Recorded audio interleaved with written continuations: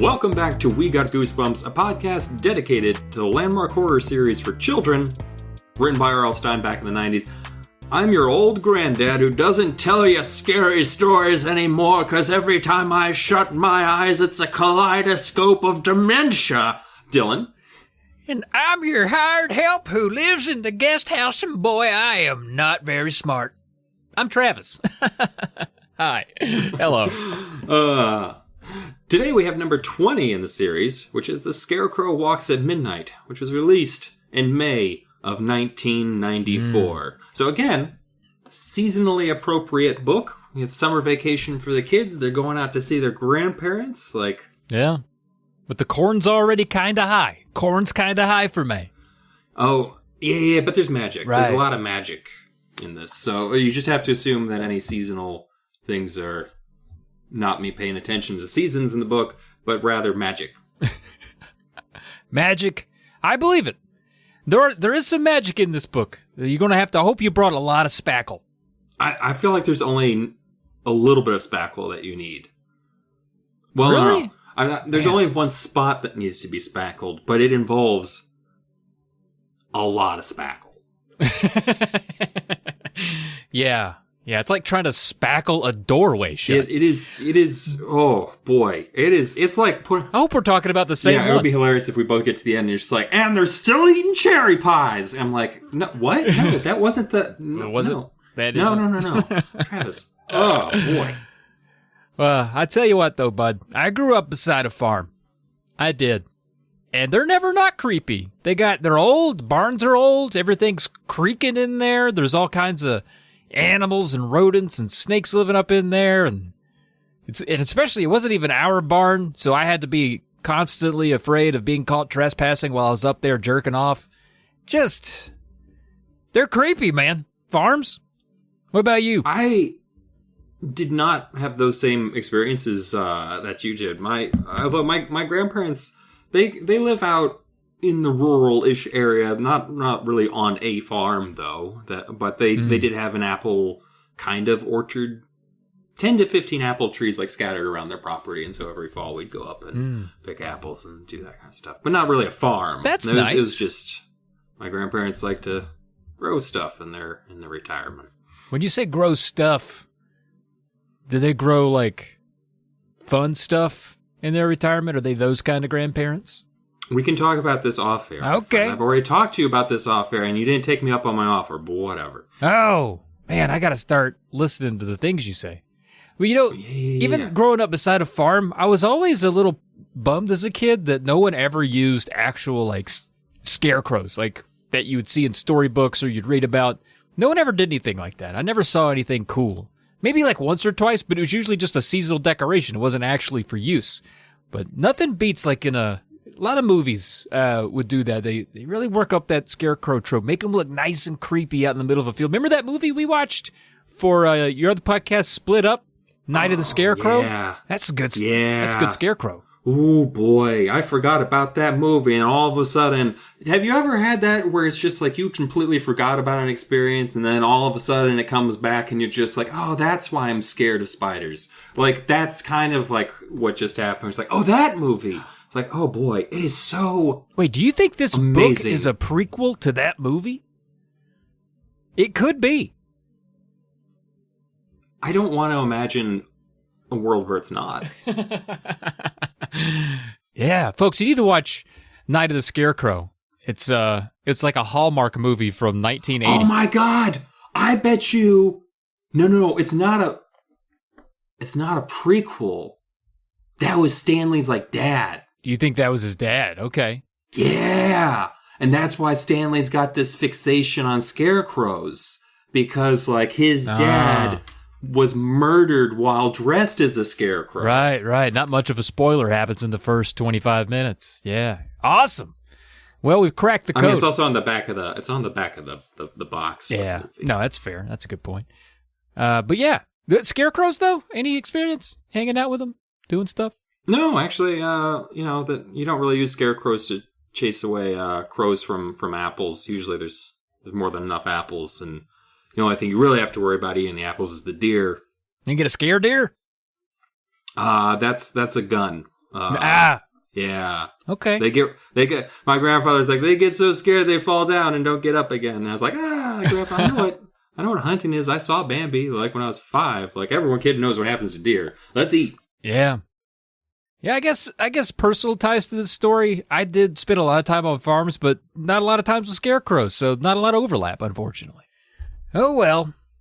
I tell you who draws a good scarecrow though. Tim Jacobus. What do you think about this one? I actually the cover that Tim drew, I think it could have been a little more awesome. It's literally just a scarecrow. I don't get any menacing vibes. It looks kind of like how I imagine Mark looked in his Scarecrow costume, where it's so squat looking, and like the face is kind of funnier looking. Like I imagine like when Mark was wearing the Scarecrow costume, like it was that stumpy, and like the head was that like kind of like short. It looks like a kid wearing a Scarecrow costume, basically, and it doesn't. Yeah, it's not. It's all very atmospheric, and it's not my favorite. And then like on the version I have, which was like the later reprints that still use the original art, it's even like closer to the frame. Like it's actually slightly worse because you kind of lose that kind of atmospheric cornfield all the way around, and it kind of just hones in on the kind of grouchy is how I say it. Yeah, not evil. Like the book itself, not to spoil much of what we think, but I didn't find it as creepy as I thought it could be, given that there's a scarecrow walking around at night. But I thought at least the cover of the book could have maybe amplified my imagination a little bit by going a little harder there. So I don't know. I mean, it's good art, but doesn't really do it for me too much. Yeah, it doesn't have a lot of pop to it. Yeah, I will say though, I had scrolled down on the wiki page, and down in the artwork section, it'll show you like the full cover without the surrounding artwork and words on it. Like you get like the full print without all the clutter. And I do think the reprint from 2010 by Brandon Dorman, I think this is the rare instance where he tops Jacobus. Because if you see that without all, because they like to clutter it up with the title on those new reprints. But without that, I think it's a really good cover. So I like it a lot more, actually. I mean, it's wildly inaccurate for what the scarecrows look like in the book, because, it's got a big old pumpkin head that's on fire, and, I don't know. Maybe it's the end of the book. That. Maybe it's the end. I don't know. Oh, yeah. All right, I'll accept that then. But no legs, though. And they clearly have legs. I mean, maybe inaccurate, but I think I like the vibe of it a little more. Yeah, I would say, yeah. Like, this is... I'm just not a fan of the art style itself because it always feels a little more cartoony than the original covers did. And this still kind of has that cartoony style, but I would say I think it's still a more visually interesting cover. So I will give it to the redo this time. Dorman, you win. You win one. Everybody gets one over on Jacobus. I think the UK won one time, so you never know what could happen. Oh, I don't know about that. But should we do the UK? I don't want to. At first glance, I'm not terribly offended by it, which is weird. I mean, I think I've become numb to the jelly. I don't even see the jelly anymore. It's almost like it's not even there. I just Well, you just have to ignore it because it doesn't, except for the last one. Was it the last one? Was the Terror of the Deep? Was that? Yeah. That one made sense. That actually made sense. It's water. So I just kind of ignore it for the most part. But it's the details about this that are baffling to me. Like, it just... who is inside the Scarecrow, and why does it have green hands? Like, it's got radioactive green hands. The bag it's wearing on its face looks like a tote bag or something. It doesn't look like a burlap sack or anything. I almost thought it was a paper sack at first. It's just... Yeah. It's not a very scary Scarecrow. No, and it's grinning. I'm almost certain they had painted black frowns across their face. I thought that was part of their description. So was that they looked angry and unfriendly and things. Yeah. They're scarecrows. They're not clown crows. That's a different breed of crow. Right? This whole episode, I'm going to have to deal with the fact that you've chosen for the background your video projection Beavis rubbing his behind on the back of your head the entire time. That's pretty fun. If it's distracting, I can turn it off. It's fine. No, you might as well just leave it up because I've mentioned it now, and I might as well mention it in 30 minutes as a callback. Let's move on. What's France doing? What are they doing? I love that I only look at these on air for the most part, and that is holy shit. What are they doing? Because that's amazing. Is it Chucky? Is it Chucky trying to be Raggedy Ann? Yeah, it looks like Raggedy Andy in a witch costume or like a pervert, because it looks like he's wearing like a trench coat and a fedora or something that's also on fire.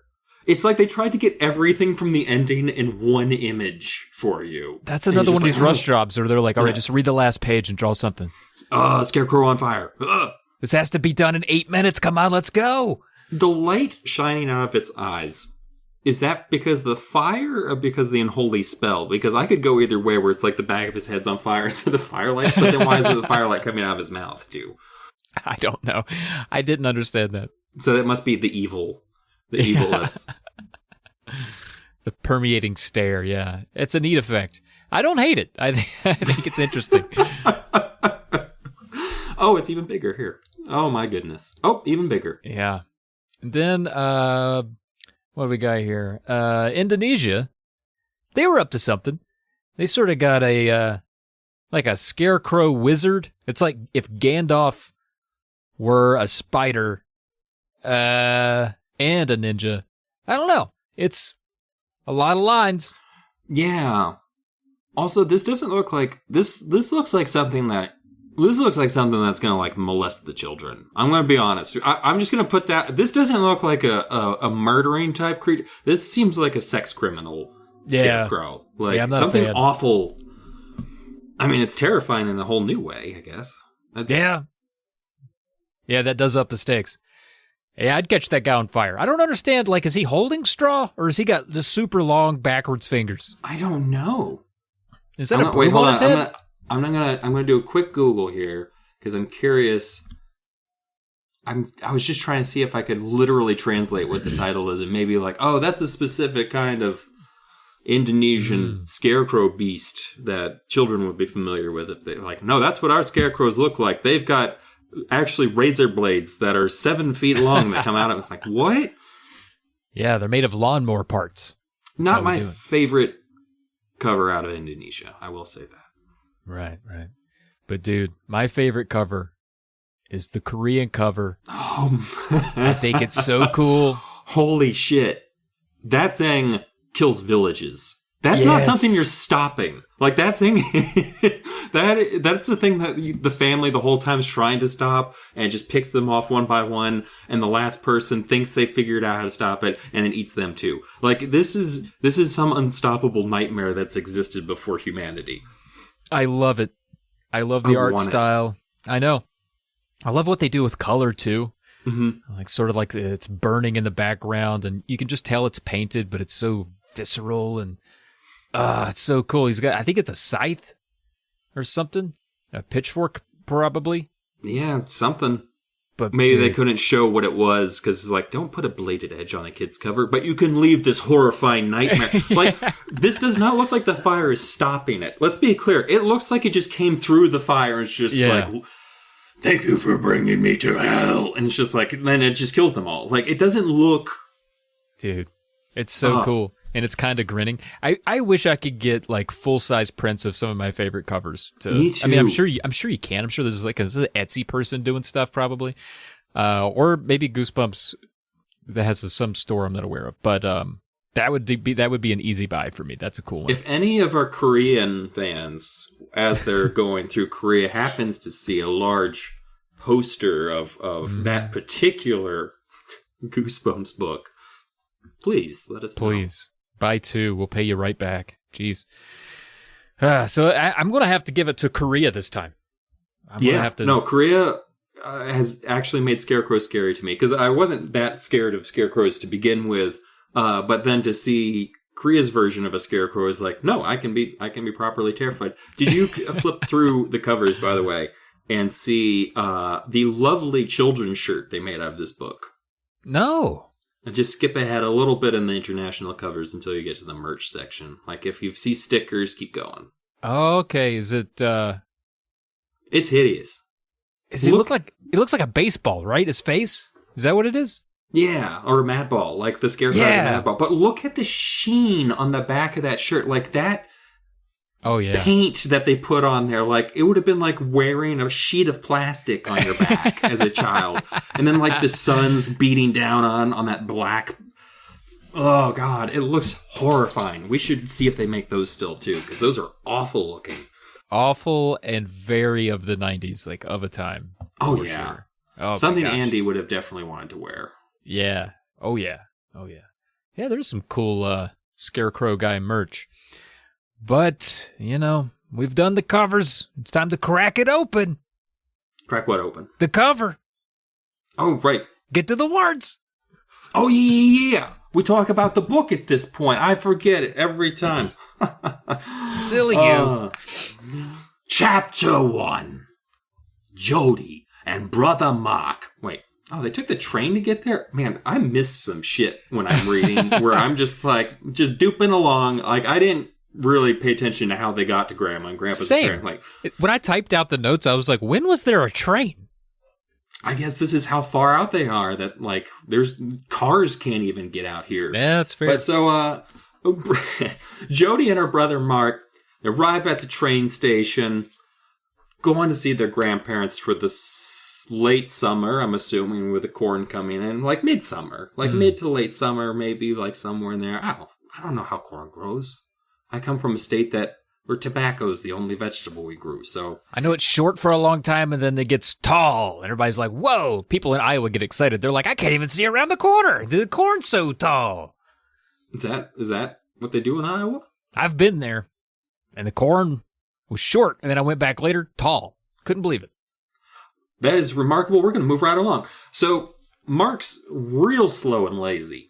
So, we learned that about him. Like, he's not really that annoying about it, I will say. Like, he's a kid, he wants to play video games, it's fine. Like, for the most part, as far as little brothers go, he's on an even keel where he's just like, I don't wanna. And then she's like, you have to. He's like, all right. It's like, there's never, like, she makes him carry back all the fishing poles for no reason later. Like, it's just like, what are you doing? Like, you don't need to chase after a grown-ass man to see how he's doing. You're a 12-year-old. Like, fucking help your brother carry the fishing pole. Anyway. I'll get angry about that later. They just try to, like, make the point that he's a city boy and he doesn't like to be out on the farm. Mm-hmm. That's fine, because it's not like you want to be on the farm working. Like, it's not like farm kids are just like, yep, that's what I want to be doing, is farming during the day.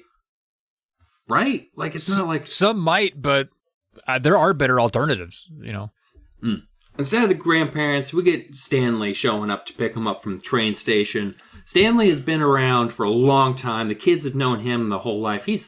Or his whole life, their whole lives.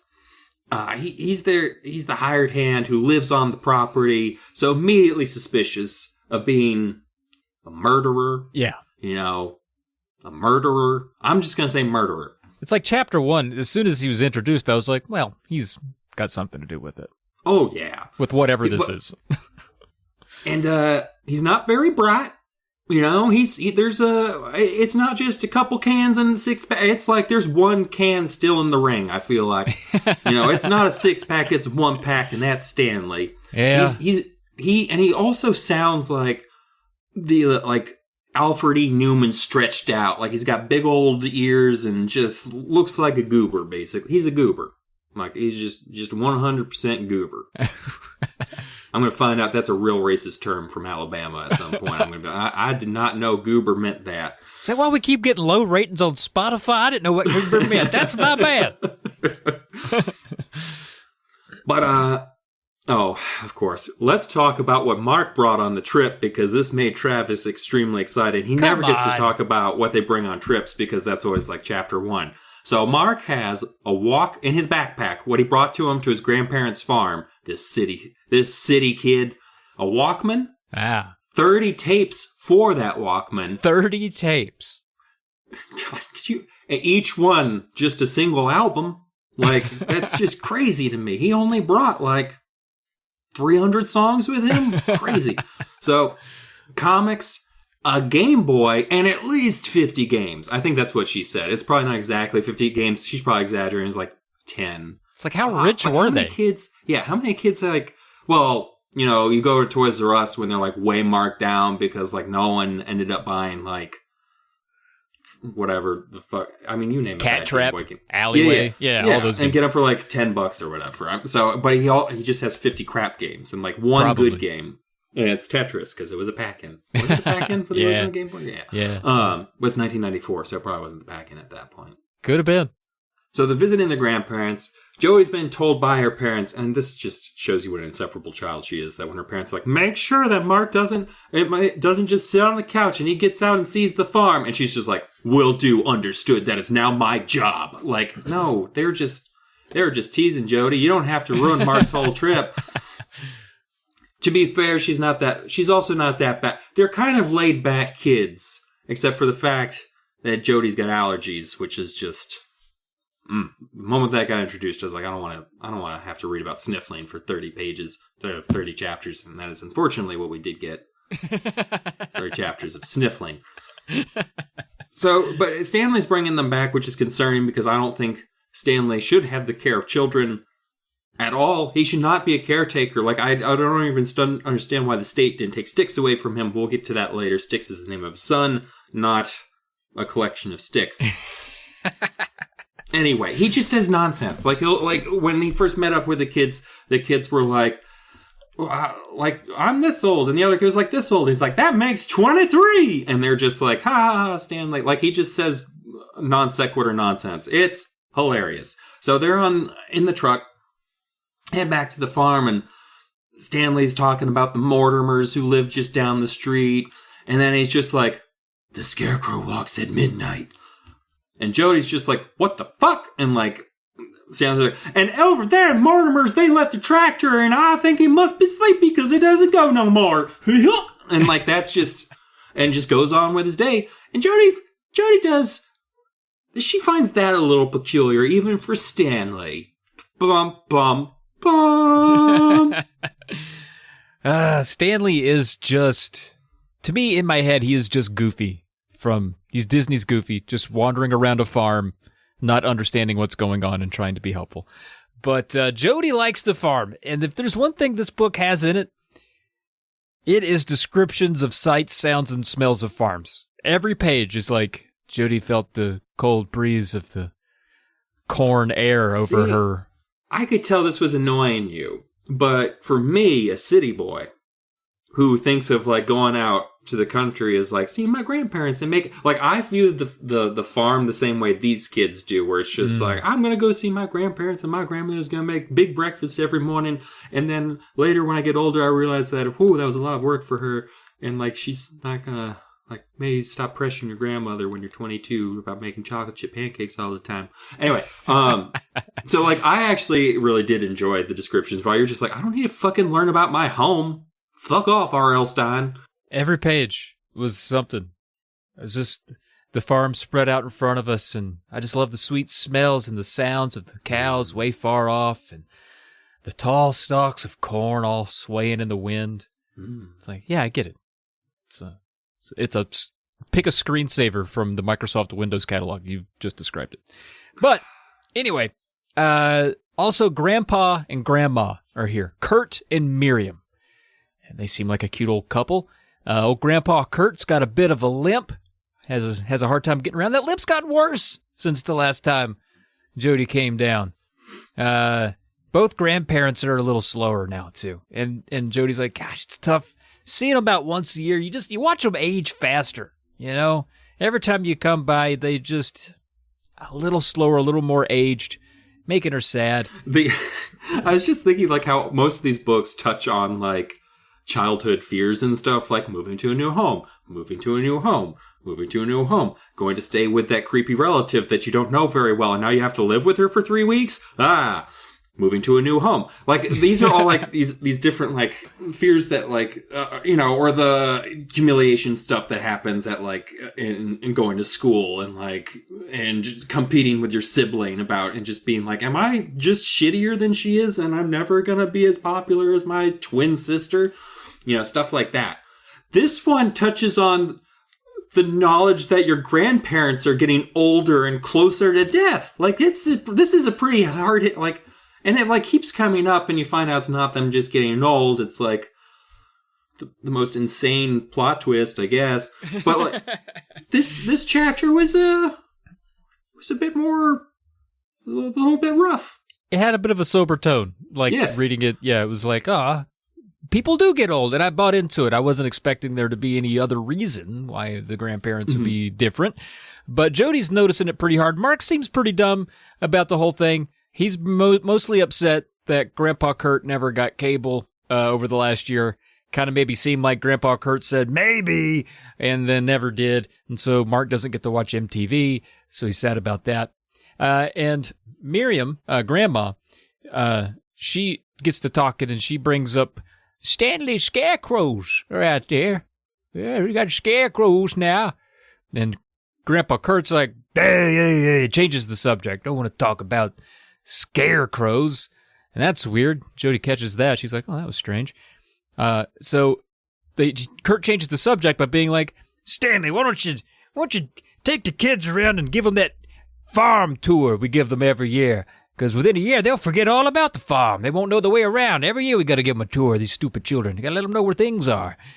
Stanley's like, okay, yeah, I'll give them a tour. And so he grabs up the kids, and they head on out. Now, he lives in a guest house on the property with his teenage son that Dylan alluded to earlier, 16-year-old Sticks. Not sure what his Christian name is, but they call him Sticks because he's mostly just bones and sinew. Just a slender, meatless, wiry teenage boy. So they get to walking around, and Jodie notices, she's like, gosh, there are a lot more scarecrows than last year. I believe last year I counted up to one, and and this year I'm seeing dozens of scarecrows. Like, we gotta, you know what's funny? They never alluded to the fact that she's like, is there a crow problem? She never asked, like, has there been a serious crow infestation? I feel like maybe Stanley gets it, because you do find out pretty quickly that they're Stanley scarecrows. Oh yeah, and even you mentioned that 5 seconds ago. But maybe like every year Stanley's got some new insane project that he's working on, and he just has to like get it out of his system, like the Cabbage Patch Dolls one year. And like this year Grandpa's just happy he had something that could maybe help out around the farm, but after the first 2 dozen, he's like, all right, can't stop him once you get started. You just gotta let him work it out. Look here, Jodie, I drew scary faces on all the turnips.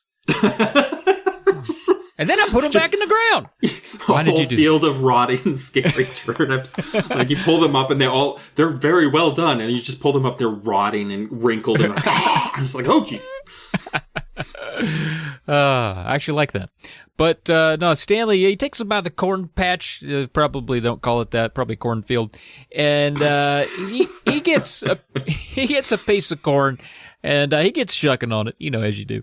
And what was under the husk of that corn made Jodie scream, whoa, bum, bum, bum. I'll say this kind of shit does rub me the wrong way. So yeah. This was a cliffhanger that got me real good. The corn, as they pull back the husk, they're husking that corn. Instead of seeing the yellowy white kernels of a sweet corn, they see the writhing mass of worms that are just crawling all over it. And freaks out, and he says the superstition book says that's bad luck. Wow! And like Jodie has to be like, no, Stanley, that's just, I can't believe I have to tell you this since you're a farmhand, but sometimes worms get on the corn, Stanley. And Stanley's like, oh, lands of Goshen, I don't know what we're going to do, but worms in the corn, that's a real bad sign. Oh, well, let me show you my scarecrows. And he goes show him the 6 dozen scarecrows. I don't know why that's the voice I decided to do. You're I like welcome. it. We'll stick with it. I like it. And we got tall burlap heads that are filled with straw, and they're evil black eyes, like, just, I forget, are they actually like coals that are like glued on or whatever? It's just like, they're just super dark, chalked in, like, they sound ominous. They got ominous. They're frowny. They look mad. They don't look grumpy. They look like maybe they're ready to murder rather than ready to get off of my lawn. And they all have the battered hats, because you can't have a scarecrow without a hat, because Gotta that's have a just hat. not Christian. You can't go outside with that hat on. You can't let them sunburned on the back of their head. No. And Stanley's like, I made them per my superstition book. The Scarecrow walks at midnight. And that superstition book's just great. And Joey's like, wait, what do you mean the Scarecrow walks? Can we go back to that? Because you get real weird about that. Apparently, this book tells him how to make the Scarecrows walk, which, I don't really think Scarecrows need that. They have a job that they function very well at not walking. That's why you don't have people doing that job. Yeah. You've got Scarecrows. Just perfectly made contraptions. They've been around for generations. They're great. They don't need to evolve at all. So, I'm going to interject here before we get to the bump, because I'm going to talk to you about superstitious books. Because I told you earlier today that I actually have a real-life version of what Stanley's been using in the book, which is this funny little grimoire, which was used by the Pennsylvania Dutch for the most part in rural Pennsylvania and throughout the areas where they settled. And it's just filled with little cheers and how to treat a sick cow and how to catch a thief, and it involves things like getting coffin dirt and nails and all that kind of stuff. And so I thought maybe there's something in here about bringing a scarecrow back to life, but I don't think there actually is. You can unbewitch your animals. Another method for treating a sick cow, compelling a thief to give back your goods. Are any of these short enough to read the method? What's the superstition? Let's see. Oh, these are how to make dyes. And there's also home remedies. It's not all just crazy nonsense where it's but it's stuff on how to cure a headache. Let's see. Well, here's how you destroy warts, for example. Oh, please. I've got quite a few coming up. Oh, okay. You don't have to. I'm concerned that you're making that's your harvest this year. It's just, I got a few coming up. So if you've got warts, the best way to take care of that is to roast some chicken feet and rub the warts with them. Uh-huh. Then bury them under the eaves. What's that? The eaves? The eaves of your home. Under I think, But the eaves are up top. Well, I guess you would do it underneath where the roof overhangs. I don't know. I'm not got to keep them dry, and they're dry dirt. Okay. I think I get it. All right. Here. I've got another one. Okay. Let's assume. Oh, okay. That you've got bots or worms in your horse.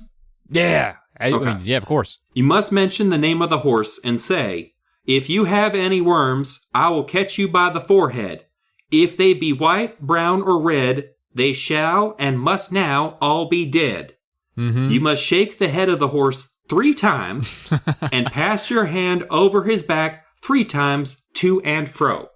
To and then fro, okay. Yes, and that'll take care of any You shake that horse's head, though. It ain't no just gentle shake, but only 3 times. If you do 4 times, then his head falls off.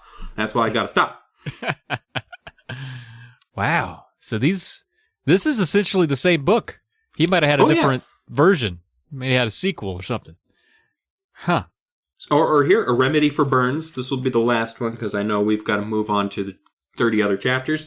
This is if you burn yourself. Okay. Burn, I blow on thee. It must be blown on 3 times in the same breath, like the fire by the sun. What's that last part about? I have no idea. There's one here that says to stop bleeding, just count backwards, and you'll be done by the time you get to 3, hopefully. Wait. You start at 50. Oh, you start at 50. I was like, you got to tell me where to start. And then you count down, and then when you hit 3, don't you worry, you'll be done. Wow. With your bleeding. I bet. I also, when you just said count backwards without the qualifier, I was just imagining someone going 0, -1, -2. I'll never get to 3 going this way. Nuh-uh. But yeah, so this was an actual text that folks used back in the 1900s, or excuse me, the 19th century. That is delightfully entertaining. I'm glad you shared that. You are so welcome. I bring it on car trips sometimes. Just I think it's. I would read through all of those. They're hilarious. I've got a couple more, but they're not relevant to the story. So. Oh, yeah. So, anyway, this book that Stanley has obviously is not mine because there is no Scarecrow book, or excuse me, Scarecrow spell in my book. But he's like, the book told me how to make scarecrows walk. And then Jodie sees a nearby scarecrow go for her throat. Bum, bum, bum. Oh, my shit. She goes, it's alive! It was Styx, that 16-year-old son of Stanley's. He had made the Scarecrow do it. Because he's got this thing where he likes to kind of bully Jodie and Mark because they're city kids. And, you know, he's a hard-working farm boy. And I think he just probably wants to let them know they got it a little too easy. So he's like, you city kids sure scare easy. And Stanley, he mutters about making the Scarecrow. He's always muttering, that Stanley. He's just a muttering stuff. I don't know what he's doing, but it's creepy. And he's like... Scarecrow, I make the scarecrows walk at midnight. I make them walk. Make them scarecrows walk. And even Styx is like, yeah, sure, Dad. Sure you do, bud. Oh, boy, he's on one. You know what they say. He tied another one on. I know it's only 8, but you know how Stanley is. Let's get you on to bed, Pa. You're scaring the kids. The city folk. Yeah, city kids. That dinner, we have a lot of dinner with the grand folks. Jodie's really noticing, once again, these grandparents have really changed. She's like, they're more quiet. They're not as chipper. They're a lot more serious. Of course, they get around slower. Like, is it all because of age or is something else going on? I don't know. It's really putting Jodie off. And so, closer to bed after dinner, they're sitting around. One of their favorite things to do is get Grandpa Kurt to tell them some old scary stories, which are probably just stories about any time they left Stanley with a responsibility. And the time I ran out of gas because Stanley didn't fill up the tank again. The time that the cows all got loose in the middle of the night and scared your grandma half to death. The time you had an aunt. But she died as a baby, 'cause Stanley. Stanley didn't know not to shake the baby. He shook it 3 times, stroked its back to and fro. Still full of worms. We just saw him counting backwards, and he just kept stopping at 3. Oh, God, this is getting worse and worse. All right. Then he'd start over. He's like, still bleeding. 50, 49. But yeah, so anyway, they want Grandpa That's how we lost Dick's mama during childbirth. Yeah, what happened to her? I don't want to know. But they want Grandpa Kurt to tell them some scary stories, and he just kind of sits there for a second. He's all quiet, and he's like, I don't know any scary stories. He goes to bed. Jodie's Mark are like, what the fuck's up with Grandpa Kurt right now, dude? Is he mad at us or something? What's going on? I don't know. Bum, bum, bum. So Jodie looks out of her bedroom window, and she and Mark are sharing this room, correct? There's like a twin bed situation in there, or like 2 beds in there or something. Because it seemed like good question. Did she ever need to like go far to get Mark? Anyway, she's looking out the window and she sees like a dozen of these scarecrows from her window, just lined up like a tiny army, and their arms start to twitch, and she's like, Mark! Bum, bum, bum. Yeah. She's like, oh, we actually shit. did a short chapter quickly. It happened. Very proud of me. Yeah, they moved. The thing was, they moved like a little bit, and Jodie was like, "Oh shit, they're alive!" and yells for Mark. And their arms, they were jerking and twitching like they were trying to free themselves from the ground. And Mark comes over and he's like, "That's wind doing that, you silly thing." And then he notices, like, "Oh, wait a minute." They all are moving in unison, like a choreographed scarecrow dance. Like they're. I liked this. I was worried it was going to be like Jodie being like, "No, Mark, they're real," and Mark's just like, "All right, oh God, first Stanley, now Jodie. I wonder if it's catching." Like, but it's cool that like immediately they're both like, "What the fuck?" Yeah, I do. I like that there wasn't a contention about what they were seeing. It looked like they were choreographing a dance for a Beyonce Super Bowl show. So, dead giveaway, probably not the wind. So they're like, well, we better tell Grandpa, because you know what kind of mood he was in before he went to bed. Didn't want to tell us scary stories. Maybe if we wake him up in the middle of the night and tell him all the scarecrows are dancing, he'll be happy? I don't know. Let's try it. So they go, and grandparents are asleep. And they're like, well, maybe we won't wake them up. You know, it was just they were just moving a little bit. We're probably fine through the night. You know, I don't think anything will happen to us. Let's wait until the morning. We'll tell them in the morning. So they get to sleep. The next morning they get up. And boy, they're stoked for Grandma's pancakes. Grandma makes the best pancakes. She covers them in pig lard and chocolate and syrup and pepperoni. She's into it. And then they're all sitting around the table excited. They got their forks and knives and spoons, big bibs, like cartoons. I honestly I thought this was going to be like a bump situation because I was just like, oh man, they're going to get that bowl. Oh man, this is going to be rough. Like, this is definitely going to be a cliffhanger. Because if I was a kid waking up and expecting, and then getting, oh no. Yeah, they were expecting Grandma's famous pancakes, and she just plops a bowl of cornflakes in front of them both, and they're both almost. I literally thought the kids in the book were going to say, "What the fuck?" That's how upset.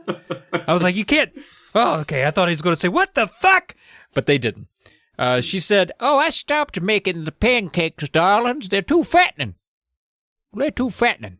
And they're like, "Well, okay, but we're kids. We want treats. We came here for this. Can you whip them up? Come on, can you do it?" I'm going to read a little bit from the book. My stomach grumbled. I picked up the spoon and started to eat my cornflakes. I saw Mark glumly spooning his, and then I suddenly remembered the twitching scarecrows. "Grandpa Kurt," I started. "Last night, Mark and I, we were looking out at the cornfields when we saw the scarecrows. They were moving." I heard Grandma utter a low gasp from behind me. Grandpa Kurt lowered his newspaper. He narrowed his eyes at me, but didn't say a word. "The scarecrows were moving," Mark chimed in. Stanley chuckled. "It was the wind," he said, his eyes on Grandpa Kurt. "It had to be the wind blowing him around." Grandpa Kurt glared at Stanley. "You sure?" he demanded. "Yeah, it was the wind," Stanley replied, tensely, more tense than that. He probably was more like this. "Yeah, it was the wind."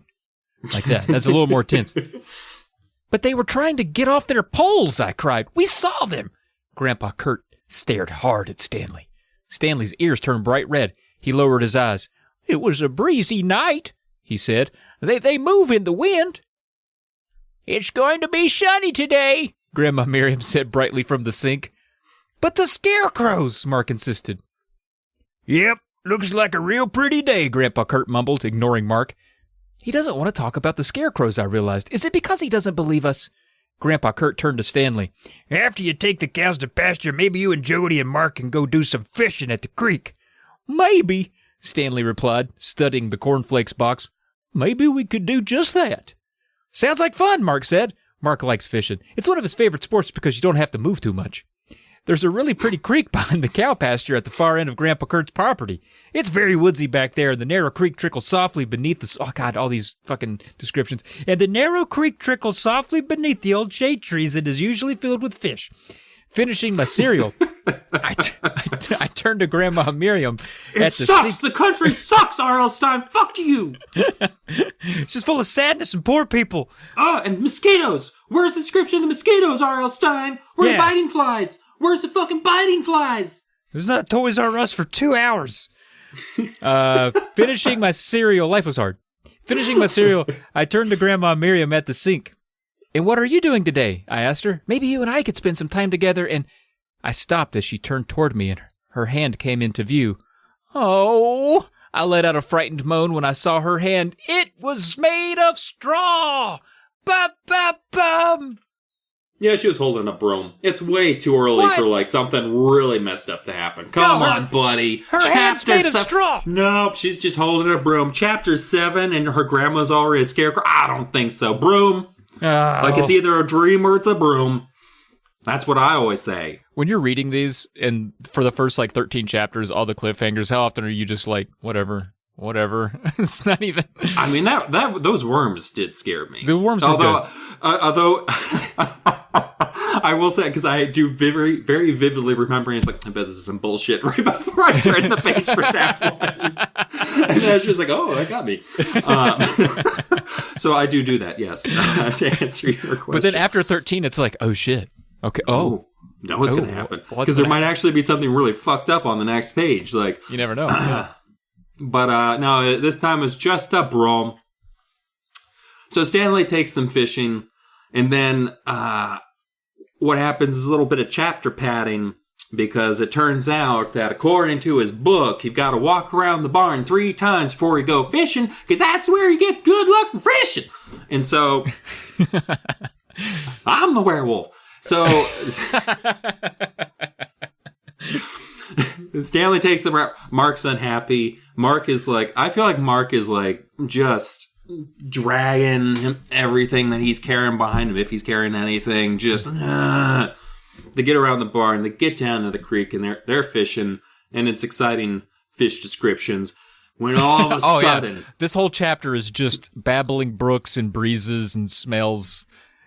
You won't have to live through it. We're almost the end. They're standing into the creek with their pant legs rolled up like a bunch of Tom Sawyer's, and then she feels underwater, which is already terrifying. Even assuming that she didn't think there was killer scarecrows around, like, uncomfortably grabbed by something underwater that feels like straw. Bum, bum, bum. Yeah, when I read that, I was trying to imagine, like, if it was underwater and it touched me, would I immediately think it was straw? I would fucking jump. I would be up. Yeah. Just. I'm like, is it a porcupine? Like, my first thought isn't like, oh no, it's underwater straw. Yeah, I feel like she'd really have to be. We need to be on chapter 10 for her to be like that into Scarecrow. She saw them like gently moving late at night. You feel like maybe she'd be talking it off at this point. But she's like acting like actual PTSD symptoms from her gently rustling scarecrows. Very gently rustling in the light breeze of the moonlight. The smell of the farm. So romantic. Whispered softly throughout. It was actually, because earlier in chapter 7, I think Mark had, when he was fishing, he actually caught a clump of grass, and I think it was that clump of grass floating down the stream that grabbed a hold of Jodie's leg. But it startles the hell out of her. She topples backward into the creek, nearly drowns herself, and everyone laughs at her, as they should have. Mm-hmm. And she's like, well, fuck this. I'm going to move a little further down the creek and fish more, because I guess we've scared all the fish since I flopped in there.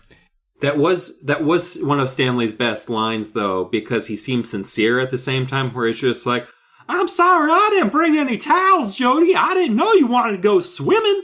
And, like, Mark is just like, that breaks Mark. I did like how that whole little scene was described, because she said they were too startled at first to laugh. And, like, she picks herself up, she's like, don't you fucking say one word. Yeah. And then they, like, fucking, like, cackle at her when they realize that she's not broken or something. Stanley does have some good... It's just jovial Bob just having a good time. Mm-hmm. Had a character to spin off of. But, they move further down the creek to fish a little more, and as she's making her way, sort of cuts through the woods down a path to get a little further down the creek, she hears a crackling sound in the woods. Maybe a broken branch, maybe a footstep. What was that? She calls out, Sticks! Is that you? Because we haven't heard from Sticks in a while, so she's like, well, it's got to be Sticks. I don't think Grandma Miriam's doing a DoorDash of sweet-ass pancakes down here to the creek. It's got to be Sticks. And she says, I squinted into the deep blue shadows. I saw the bulging, dark coat, the faded burlap head, the dark fedora hat tilted over the black painted eyes. I saw the straw poking out under the jacket, the straw sticking out from the long jacket sleeves. A scarecrow! Like, she just described a scarecrow so vividly, and she was like, a scarecrow. I knew it. A scarecrow that had followed us to the creek. Squinting hard into the shadows, staring at its evil, frozen grin, I opened my mouth to scream, but no sound came out. Bam, bam, bam. And then she feels a hand grab her shoulder. Oh, that usually ends a chapter. That was the beginning. Yeah, I know. She whirls around, and it's... Jodie, what's going on? It's Stanley. Oh, she's like, I saw a living scarecrow. And Stanley, unfortunately, is a little goofy in the noggin. So, oh my goodness, a living scarecrow. That's bad luck. And then he takes off, just running away like a big old goony bird. I would love the audience to know that Dylan flaps his arms violently whenever he's Stanley. It is like a chicken trying to get out of a tar.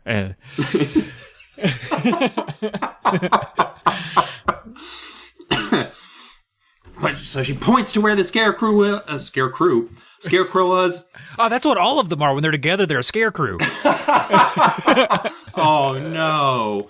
Oh, no. But unfortunately, from where the scarecrow used to be, there was no scarecrow. Bum, bum, bum. Yeah, you get in the short chapters tonight.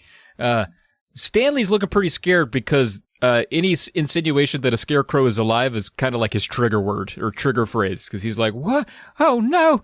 So he keeps asking. He's like, Jodie, you sure about what you saw? Are you sure? And she's like, actually, Stanley, I don't know. I didn't see a scarecrow. I was just freaking out. Completely recants her story just to calm Stanley down. He's like, okay. Whew. I thought this is just like when she told him that Santa Claus wasn't real. Like, just wrecked him for like 3 weeks until she said, no, he's totally real. Like, yeah, I'm sorry, I mean. If he's not real, then who feeds his reindeer? That is a good question. Yeah, but he repeatedly murmurs, oh, this is very bad.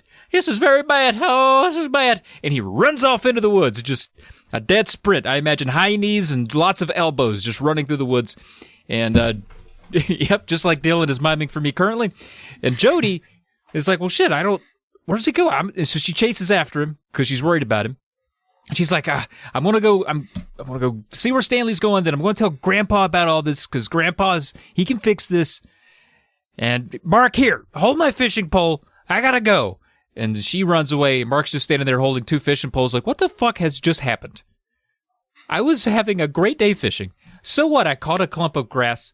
But my sister almost drowns. She thinks she sees a scarecrow. And now the farmhands... I had to walk around the barn 3 times. I went to walk around the barn 3 times. I didn't get fucking pancakes. It's hot out here. I want to play my Game Boy. The farmhand's crazy running around. Now I got to carry 2 fishing poles. He's not having a great time. So...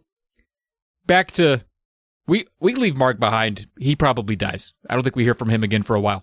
But Stanley, being chased by Jodie, he disappears inside his house, shuts the door. Jodie's like, all right, well, he's in there. He's safe. I'm going to go talk to Grandpa. I'm going to go see Grandpa Kurt. And she's on her way, she leaves the guest house, making her way back to the main house, but she's got to pass by the barn, notices the barn door is open. So she's like, well, maybe Grandpa Kurt's in here milking the horse, or whatever. So she goes in there, and Grandpa Kurt! You in here? No, you would just yell Grandpa. She gives him a full name. Grandpa Kurt. She goes inside. It's dark in there. I don't think it's a barn that has power. Barn door starts to slide shut behind her. And it does. Before she can get out, it shuts completely. It's completely dark in the barn. And she's freaking the fuck out. This is actually a pretty, well-described part of the book. Like, her fear at this part was very much like, any scary movie where someone's trapped in something like a coffin or whatever, or a tight space, screaming, sobbing, pounding on the doors. Let me out, please, God. I'm dying inside of a pretty ample-sized barn that has a window that we'll get to later. But she's freaking out. And while she's freaking out, she can hear what she describes as straw-like footsteps behind her. Dum, dum, dum. I feel like there are other better ways to describe these things. But he just wants the reader to be sure. It's like, listen, it may have sounded like, twigs scraping across the barn floor or whatever. But we're just going to say straw, even though no one thinks, oh, I think it's straw moving across the floor. It's just like, say a rustling sound, like maybe like dry grasses. I would love to know how many times the word straw is used in this book. Oh, God, I don't so much. So Jodie's just like, hey, who is that? Who's that out there? Are you some sort of straw rat or some other kind of country creature me being a city person would not know about? But then she bumps, but she still hears that,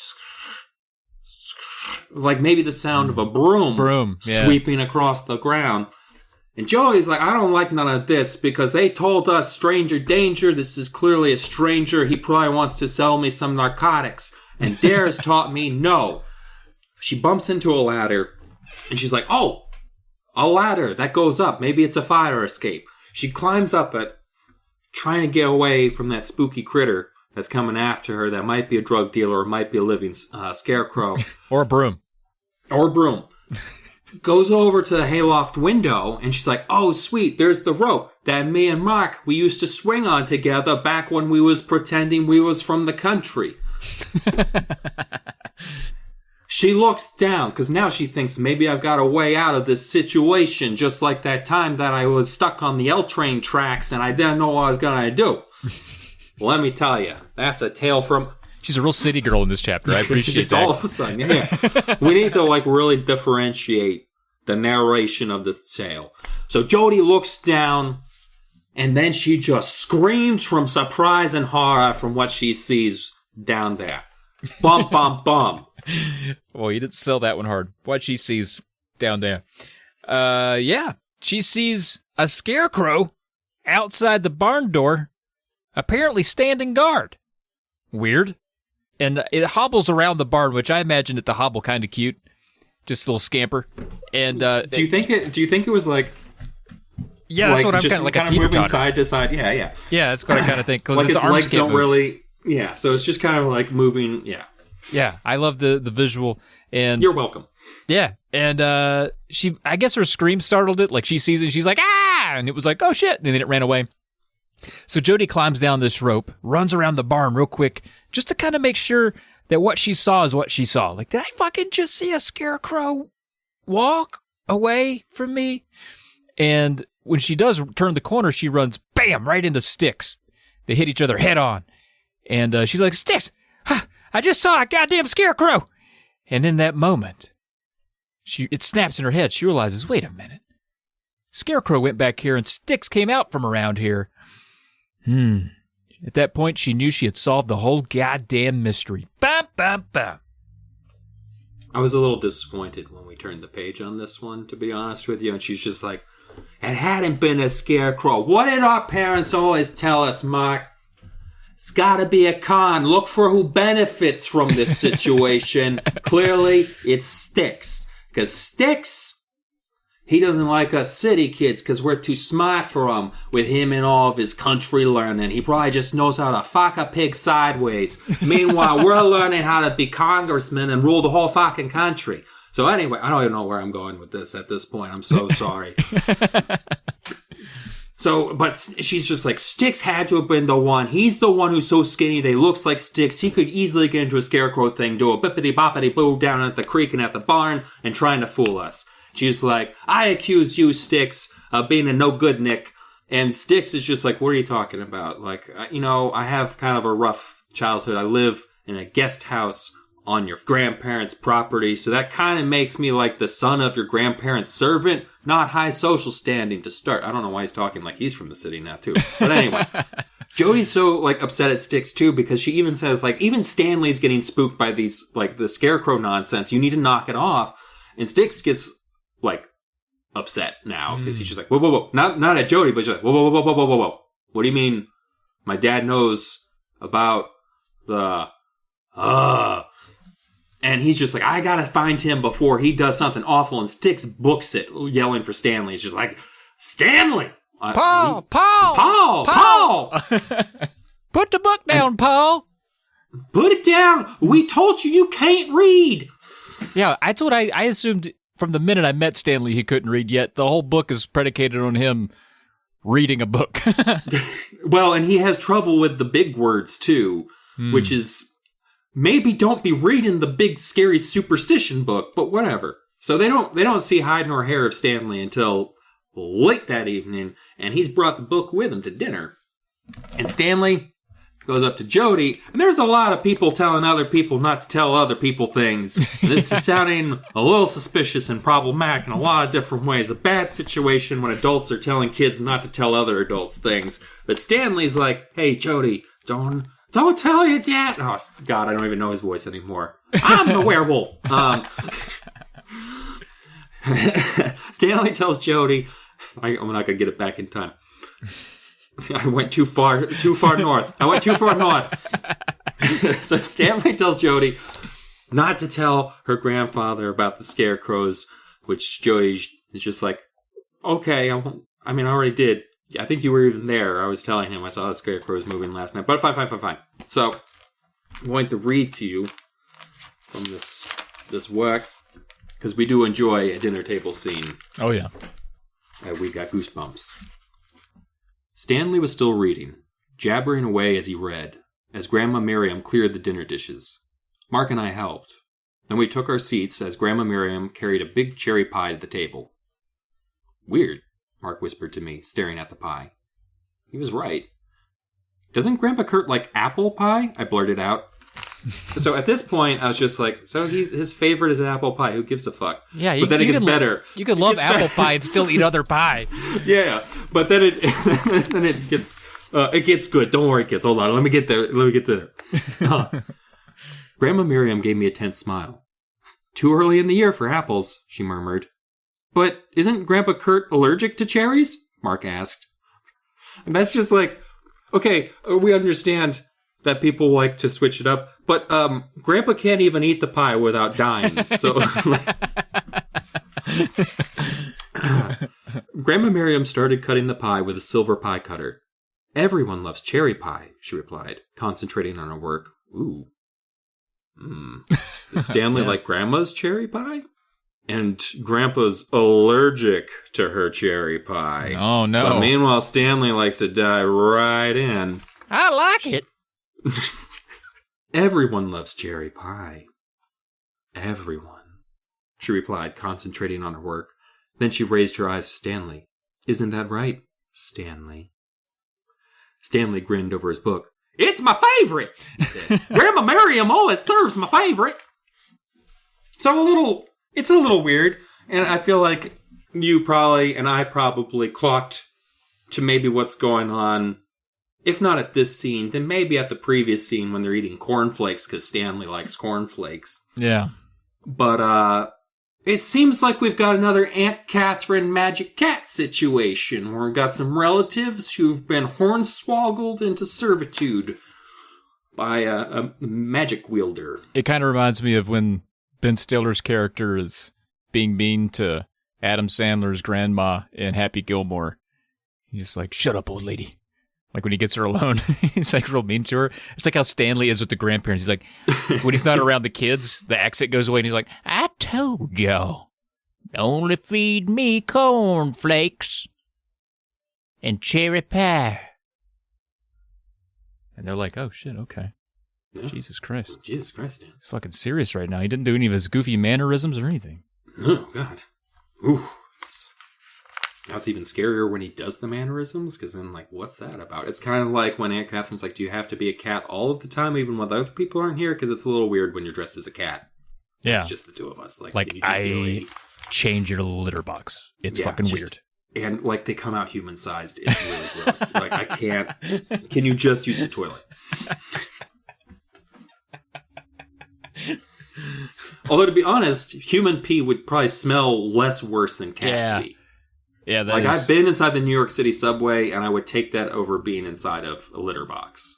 Yeah, kinda, but just barely. It's close. It's close. I don't really want to think about it much. Oh, well then, whatever. I'm trying to have an interesting conversation with you. But that night, things are still weird with Grandpa, because Grandpa still doesn't want to read a scary story. Is this the time when he's, oh God, this is heartbreaking. This does sound like he has dementia. Because he's about to go to bed, and he's just like, wish I knew some good stories, but have clean run out. She's like, Jesus Christ, dude, are you okay, man? Like retell an old one. They don't have to be.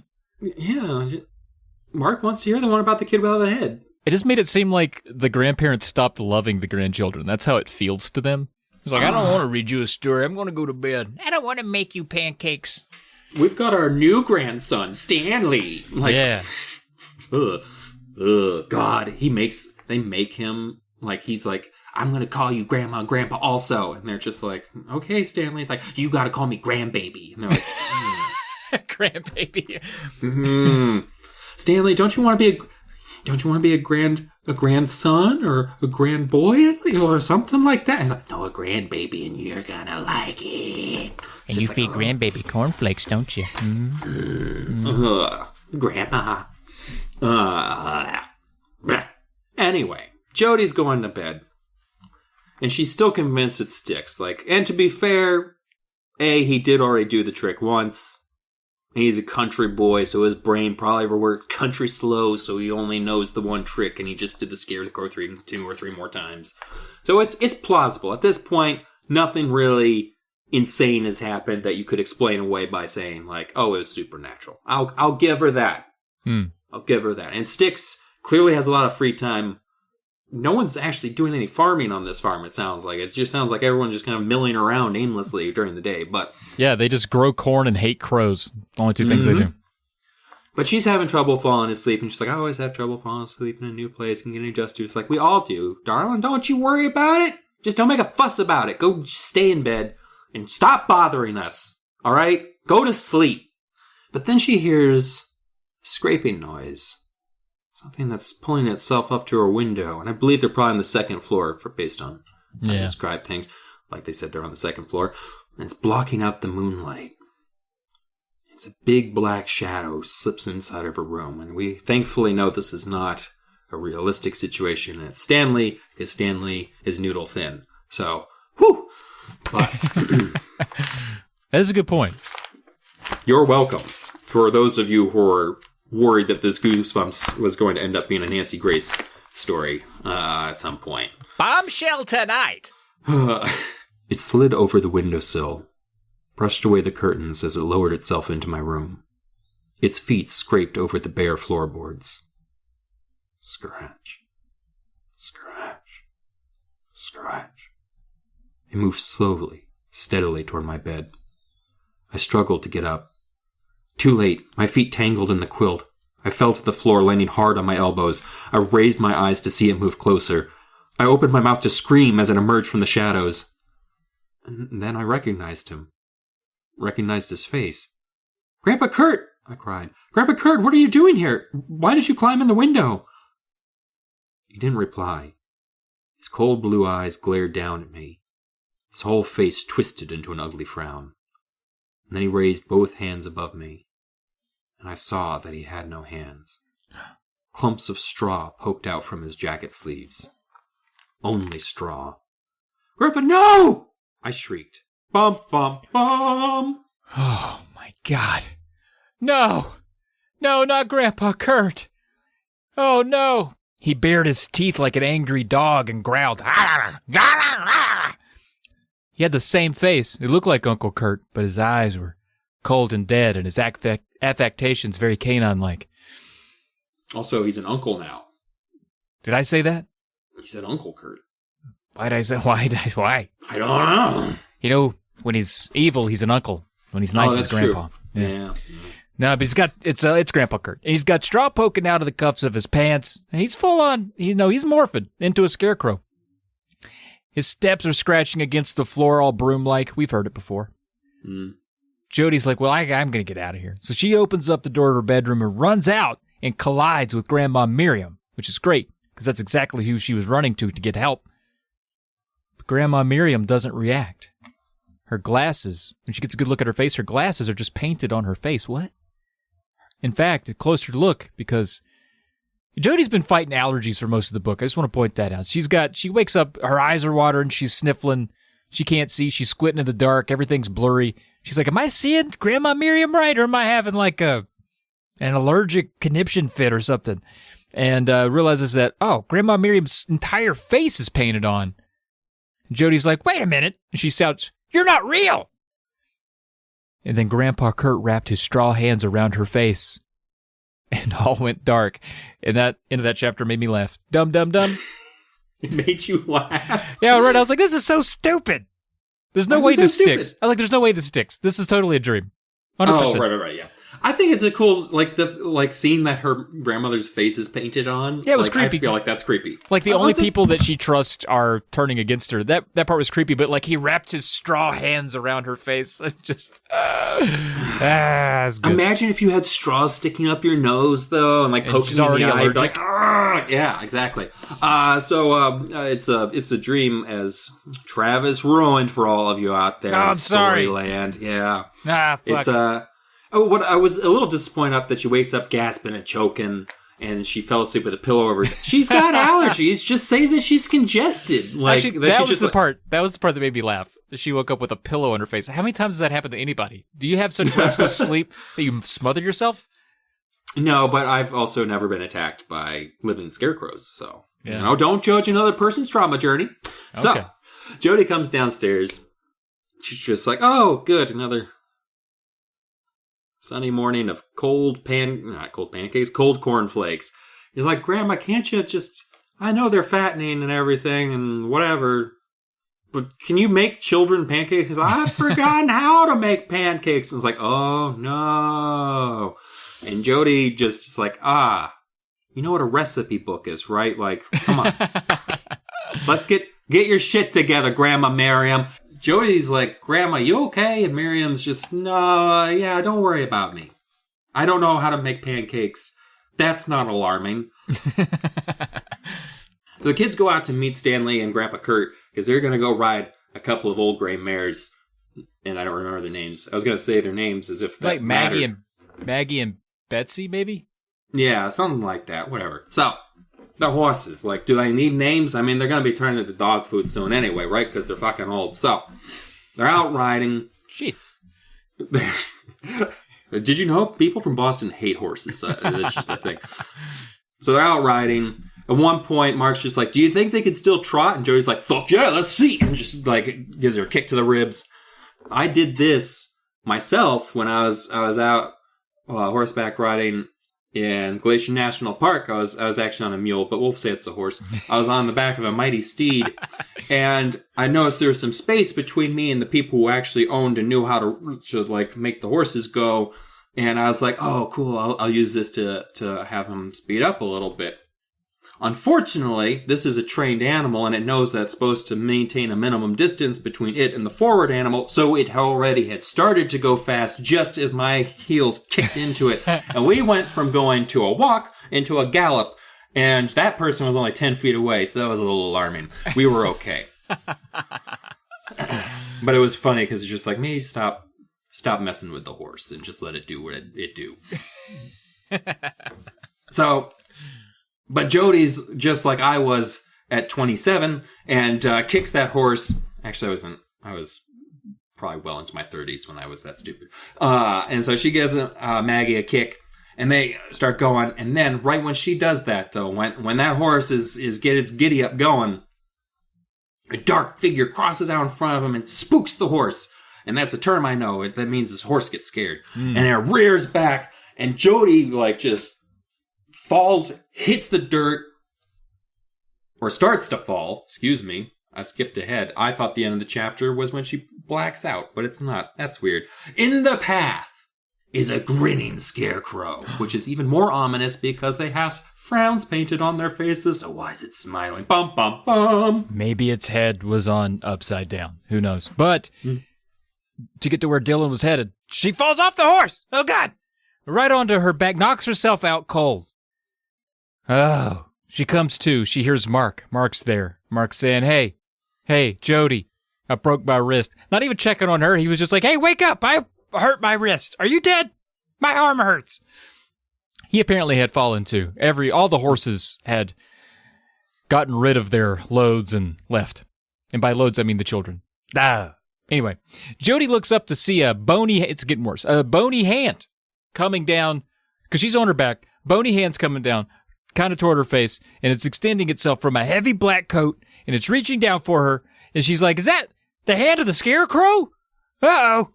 Dumb. It is a little funny that she's had two dreams where she's had one dream where two people had straw for hands as Scarecrow people, and then she also thought her grandmother had straw for hands, but the moment a scary hand goes for her, she's like, Scarecrow! Is like, no, that's just hand. You know what a Scarecrow hand looks like. It looks like straw. A hand grabs her shoulder, and all she sees is a blur. She's dazed. She's got allergies. That's it, really. Like, she's just kind of, ugh. And it's Stanley. And he's just checking on her. He's just like, oh my goodness, I didn't know horses could go giddy up.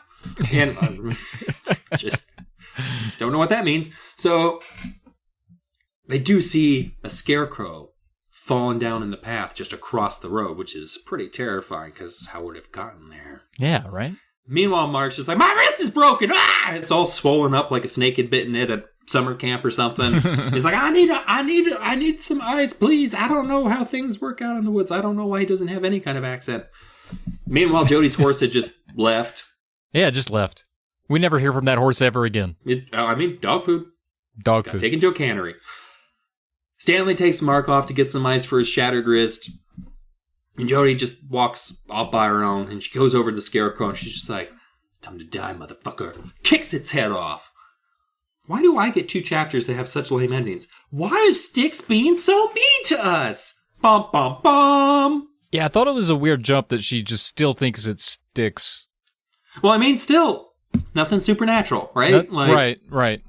He could throw, and what's even funnier is in Children of the Corn, the novel, or excuse me, his short story, the couple in that book that get trapped by the corn kids, they're driving down the highway, and all of a sudden this kid is thrown across the road in front of their car, and they accidentally run over it, right? And so they have to stop. So it's kind of like this same kind of thing happens where the Scarecrow comes out of the cornfield, spooks the horse, and they have to stop in this town and get murdered by children. Yeah, I wish the movie were better. Oh, God. That movie is infuriating. Like, that guy's just a dick to Linda Hamilton the entire movie. And she's like, buddy. And he has to get saved by children like 5 times throughout the whole movie. He's like, you don't get to be a dick to Linda Hamilton if children are saving you, buddy. Anyway. Had a great build-up, but boy, the payoff's just not great. But anyway, later at lunch. The remake, even worse. Sorry. Is it really? I have to watch it. Yeah, Later lunch. Jodie tells Grandpa everything. She's like, Grandpa Kurt, listen, shit's fucked. Shit's fucked on the farm, Grandpa. And she's like, I think Styx is fucking with us. He's been mean. He's playing jokes. He's gotten us with the scarecrows a couple times. And Grandpa's like, oh, yeah. Yeah. That old Styx. That old boy. He likes his jokes. Oh, he's just having fun. He's having fun. That's what he's doing. Yeah, good call on that one, Jodie. You're definitely right that it's definitely absolutely 100% Styx. I guarantee it. And Grandma's also like, oh, that Styx. Yeah, he's a good boy. He's a good boy, plays his jokes. So, yeah, it's definitely him that's up to all the mayhem, though, for sure, 100%. And Jodie's like, y'all are weird. You know, you're acting weird. You're agreeing with me, but it's weird. I don't know. So later, Jodie's like, you know what? Fuck it. I'm going to have a conversation with Styx. We'll be like, Styx, look, I'm tired of the Scarecrow bullshit. It's kind of getting on my nerves. You know, I'm just here to have fun with my grandpa and my grandma. You're making it, you know, they're already weird. You're making it worse. But when she goes to find him, he wasn't in the guest house where he typically lives. So she checks the barn. At this point, is it nice to call it a guest house? Like, Stanley's apparently worked for them for decades, and they're still like, you can stay in the guest house, Stanley. Like, how is he ever going to feel like he lives there? Do I still have to go all the way into town to get my mail, or can I call it the me house? I'd like it if it were my house, that way I could get my mail here. It's a guest house, you get your mail somewhere else. Okay. Also, rent's due. But I work It's not really a guest house. It's more of a company town with an occupant of 1. So anyway, she checks the barn, and the barn door's open again. And she reluctantly steps inside, because last time she got trapped in there with scary scarecrows and then had to escape by a rope. So she's like, I don't feel so good, but I'm going to go in here and check it out anyway. So she goes in there, she's like, Grandpa, no, she's looking for Styx. She's like, Styx, you in here, bud? I'm pissed. Come on out. But she goes in there and she sees that like piles of Stanley's scarecrow supplies, where he's been building scarecrows. She sees pile of old coats and burlap bags and straw here and there, and also torches and kerosene, not integral to a scarecrow recipe. Not weird to find in a barn, but certainly weird to have, I guess, multitudes of it there. And so she's like, oh, that's weird. What's going on with that? And then she hears a scraping sound in the shadows. Scratch, scratch, scratch, scratch. She's like, Styx, come out. I know it's you. And Styx appears out of the darkness and says, I warned you. Bum, bum, bum. And Jodie's like, stop trying to scare us. And Styx is like, no, I genuinely tried to warn you. You should GTFO. Like, right now. Get on out. And I know you're children and you don't have a mode of transportation, but if I could just get you to get on horseback, go 3 towns over, catch the train, that'd be good for you. That'd be great. Yeah, you should get out of here real quick. But then Stanley comes into the barn looking for Sticks, and Sticks like, ah! And he leaves with the dad, and they just book it out of the barn. Joey's just like, I've had enough of this sticky situation we found ourselves in, huh? Well, let's take it to him. We're gonna scare Sticks right back. Bum, bum, bum. Yes, because escalating's always the answer. Anytime these kids try to scare another kid, it always backfires. And here we go. We got a plan to dress Mark. Poor, at this point, I feel bad for Mark. Poor Mark. This actually gets rough on Mark. This gave me the heebie-jeebies a little bit. The plan is dress Mark up as a scarecrow, and then he'd stand with the other scarecrows in sort of a scare crew and out in the field. And then Jodie would lure Sticks out toward the field, and then Mark, as a scarecrow, would kind of lumber toward him and be like, I'm a walking scarecrow. Eh. And Sticks would be like, oh, and then they'd scare him, and somehow that makes everybody even. So Jodie says, Mark, come here, you son of a bitch, and she dresses him up. And she stuffs all of his clothes with straw, which has got to be itchy. It's described as itchy. It made me feel itchy. Mark verbally hates it. He's not into it. I'm not sure what Mark's even getting out of it. He doesn't even seem as upset as Jodie is about the whole stick situation. No, he's pretty lazy, as described. He's just like, I'm pretty good. Like, I just nearly fractured my wrist, and it's fine, actually. I don't know why he's going along with this. He hates it, but he's doing it. Jodie's sneezing from all her allergies to the straw that she's stuffing into her brother's clothes. On Mark, she's just like, just right on his face each time she's stuffing it in. She's not even turning her head. She's like, stop! It's just snot and hay all over. And she jokes about sticking him in up on a pole in the field. And she's like, I won't go that far. But the part... Ooh, like in Cannibal Holocaust? Yeah, kind of like that. And the part that really gave me the heebie-jeebies was that she takes the burlap sack that she puts over his face, stuffs it with straw, crams it over his head. So he has straw with bugs, and it's there's 100% bugs in there. Like, he's lucky if there's not mice in there, that she's just like cramming crushed up mice into his shirt, down his pants. Having straw on every part of your exposed skin adhere to you through tight clothes. And so Mark, and then walking around like that. It's just cuts all over. They're off to scare Sticks, I guess. Dum dum dum. Out in the field, I hear footsteps rustling in the tall corn. It's just a fucking squirrel. I feel like your note was just like, fuck off with the squirrels. Ever since book 2, we've been dealing with squirrels. Squirrel in the basement. It's just scaring everybody. I was like, chapter 21, man. Come on. We're past squirrels. Squirrels, that's a chapter 3 thing, bud. Well, that's not even part of the cliffhanger, really. No, that's just a continuation of what's happening. But Mark feels like his face is covered in hundreds of bugs and yada, yada, yada. It's so scary. But Jodie doesn't give a fuck because she's pretty pissed at Sticks. Let's be honest here. This is Jodie's vendetta. For no reason. Yeah. She hates Sticks. The horse thing is a little much. Yeah, it's fair. They could have actually been badly injured or maimed. Like, what if the horses had come down on Jodie and just clumped her to death with her hoofs? Then Sticks would have felt pretty bad. Maybe. Or he would have been like, yeah. Well, except city kids. Now that they're gone. Yeah. Now this corn empire is mine. And then she takes a hat from one of the other scarecrows, sticks it on Mark's head, and is just like, all right, well, I'll see you in a couple hours. And leaves Mark out in the field covered in bugs. Scariest part of the book. It could have ended right there. She just leaves her brother out in the middle of this cornfield. Probably there's like a corn snake in there. I feel like they're called that for a reason. Right. Yeah. But Jodie has a much harder part to play in this plan. She needs to get Sticks without bringing Stanley, because Stanley actually believes that these scarecrows are alive, and he's just a simple dimwit.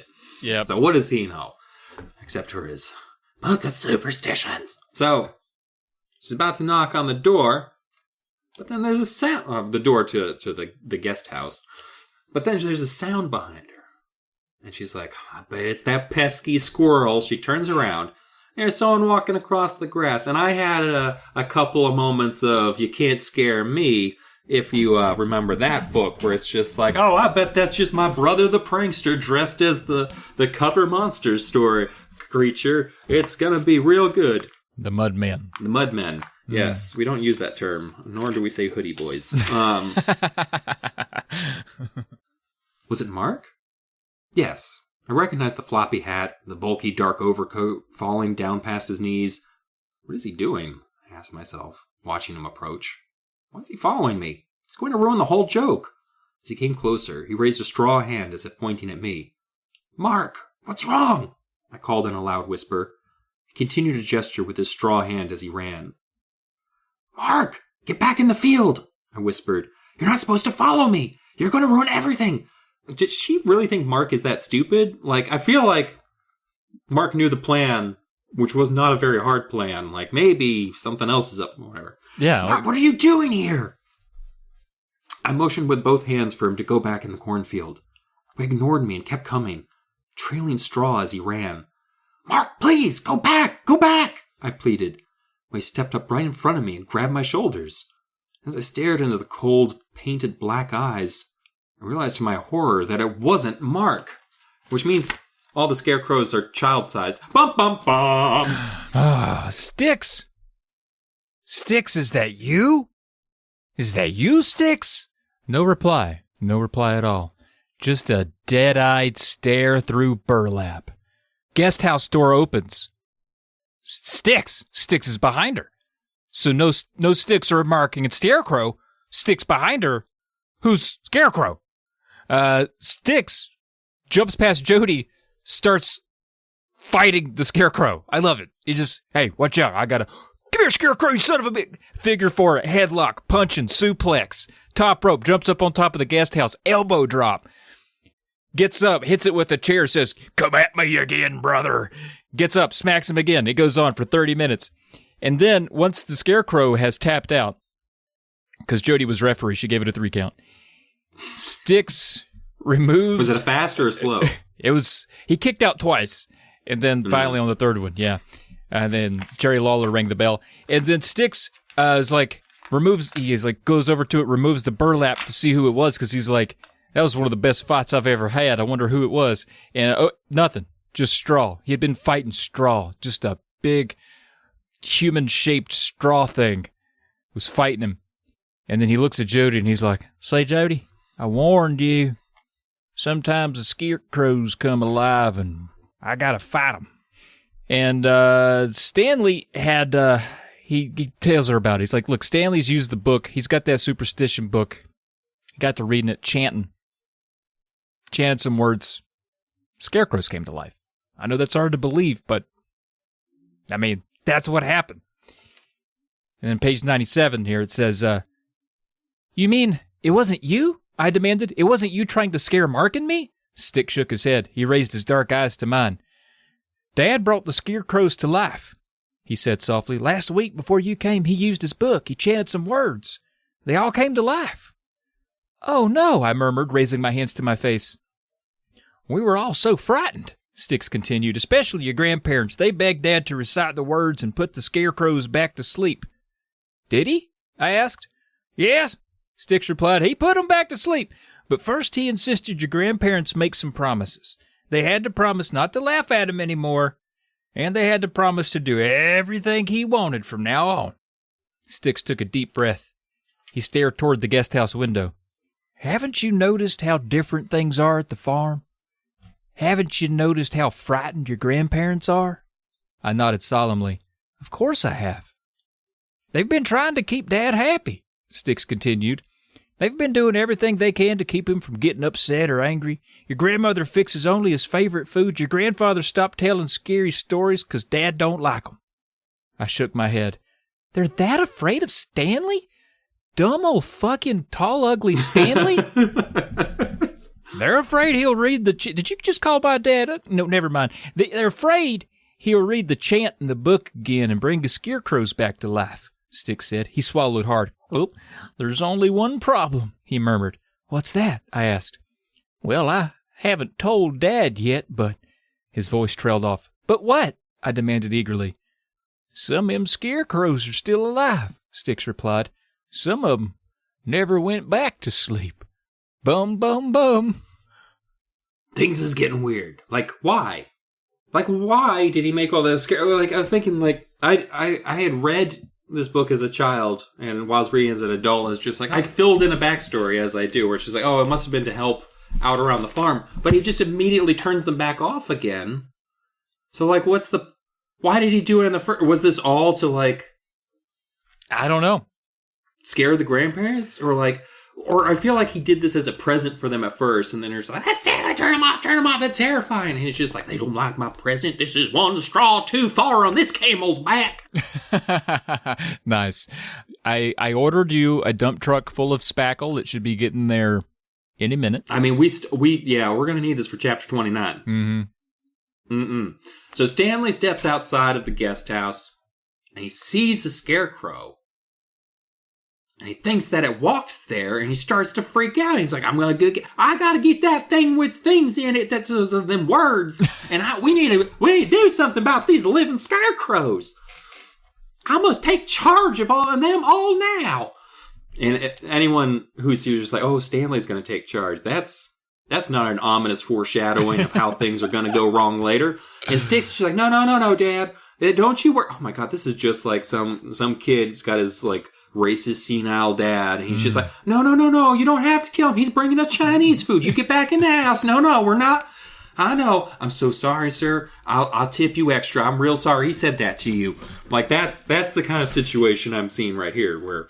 But Stanley's just like, I don't know. I gotta kill all of them. I gotta kill all of them this time. I gotta kill all of them. And Sticks is just, no, Dad, it's okay. It's okay. You're back home. You don't need to kill anybody. You just need to go back to bed. Don't worry about reading that book. And Stanley's like, all right, you sure this was, that you guys just put this scarecrow and didn't come back? And he's like, yep. You just go back into the house. You don't worry none. It's all fine. All scarecrows are just scarecrows. This was probably my favorite part of the book because the imagery is amazing. Oh, yes. Yes, I love this. Because Stanley's like, oh, thank God. Thank God. And then Jodie's like, and that's when Mark decided to come out of the cornfield.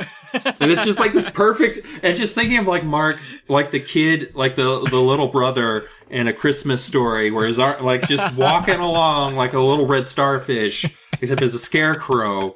And it's like, being as scary as all getting out. Bump, bump, bump, because we just broke this redneck's brain, apparently. I do love it, because he went from hysterics to being calmed down to immediately seeing his worst fear approach him from out of the cornfield. It's Mark. It's the laziest child. He probably just came in because he was bored. He's just like, fuck this. I'm going to go play the Game Boy. Yeah, I should have brought my Walkman out here. This sucks. But he is complaining. He's like, Jodie, what took you so long? As a scarecrow, like, Jodie, what are you doing? I was out there in the field. I'm covered in worms and ants and stuff. It sucks so hard. I think a bug crawled up my butt. It did twice. Same bug. I could smell it. Yeah. It did lapse between my nose and my butt for about an hour. Stanley shrieks. He's like, oh God, Scarecrow, kill it. Somebody shoot it to death. And Sticks is like, Dad, chill, man. Come on, man. That's Mark. Dad, come on, man. And Stanley, not believing it, he's gone. He's like, that's it. I'm going to go get my book with all the words in it. And Sticks is like, oh shit, Paul, come back. And he chases after him.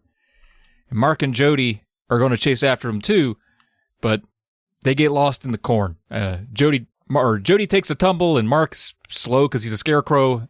And now they're like, well, shit, we lost them. We don't know where they went. Also, I feel like Mark is definitely one of those kids who's like, I'm going to fall back a little bit and then just take a nap over here. I'll be like, yeah, I went left and you went right, and I'm just going to snooze it. Probably. I don't think he's very comfortable in his getup, but maybe. So they're in the cornfield. They can't see anything because corn's tall. But they eventually do hear Stanley chanting somewhere, doing his chants, superstitious chants. So they follow that voice. And in a small clearing, I found Stanley and Sticks. They were standing in front of two scarecrows on poles. Stanley held the book up close to his face as he chanted, moving his finger over the words. Sticks stood frozen, a blank expression on his face, a face of cold terror. Had the words of the chant somehow frozen him there like that? The scarecrows stood stiffly on their poles, their painted eyes staring lifelessly out from under their floppy black hats. Mark and I stepped into the clearing just as Stanley finished his chant. He slammed the big book shut and tucked it under one arm. You're going to walk now. Stanley cried excitedly. They're going to come alive again. Sticks suddenly seemed to come back to life. He blinked several times and shook his head hard, as if trying to clear it. We all stared at the two scarecrows. They stared back at us, lifeless, unmoving. The clouds floated away from the moon, yada yada, shadow cornfields rolled away. I stared into the eerie pale light. A heavy silence descended over us. The only sounds I could hear were Stanley's shallow breathing, tense gasps as he waited for his chant to work, for his scarecrows to come to life. I don't know how long we stood there, none of us moving a muscle, watching the scarecrows. Just watching. It didn't work, Stanley moaned finally. I guess he moaned it. It didn't work, he moaned finally. His voice came out sad and low. I did something wrong. The chant. It didn't work. A smile grew on Stick's face. He gazed at me. It didn't work, Sticks exclaimed happily. And then I heard the scratch, scratch, scratch of dry straw. I saw the scarecrow's shoulders start to twitch. I saw their eyes light up, and their heads lean forward. Scratch, scratch, scratch. The dry straw crinkled loudly as they both squirmed off their poles and lowered themselves silently to the ground. Dumb, scrape, dumb. Dumb. Sticks tells the kids to go warn Grandma and Grandpa. Grandbaby's in trouble. Dozens of the scarecrows are coming back to life now. Stanley looks real proud because he's once again convinced himself that he knows how to read. And this is what reading does. Like, he always heard that reading's magical and everything. And he's like, it worked. Look at him dance for me. I'm the god of the scarecrows. I always knew I had it in me. Kids find grandparents in the backyard. And they're just like, God damn it, why'd you rile up Stanley? And it's like, maybe don't... How is this our fault? Listen, you can't expect a couple of city youths like ourselves to know about a scarecrow situation with your simple farmhand. Like, what is going on with this nonsense? Like, come on, Grandma. Come on, Grandpa. What are you doing with this milk? So, why'd you even have us here this year? It seemed like a tumultuous time for everyone. You just said maybe not this year, another year. We'll go stay with our great aunt. She's got a cat instead. It's fine. She loves beef. And Miriam sees Mark as the scarecrow. And he's like, what are you just going out? He's like, we're trying to scare Sticks. Like, we're trying to scare Stanley. We know he's got a weird thing about scarecrows. And so we're just trying to scare Sticks because we thought Sticks was scaring us. And I'm sure the grandparents are like, all right, fine, you're forgiven. And the scarecrows are approaching. Their straw arms stretch straight forward as if reaching to grab Stanley and Sticks. How many fucking S words? Come on. Like, their straw arms stretch straight forward as if reaching to grab Stanley and Sticks. Fuck you, Eilstein. Don't you know some of us gotta read these out loud to personages unknown? All right. Their straw arms stretch straight forward as if reaching to grab Stanley and Sticks. Their round black eyes glowed blankly in the moonlight. Staggering, tumbling, falling, they came after Stanley and Sticks. A dozen twisted figures in black coats and hats, leaving clumps of straw as they pulled themselves forward. Grandma Miriam grabbed my arm and squeezed it in terror. Her hand was as cold as ice.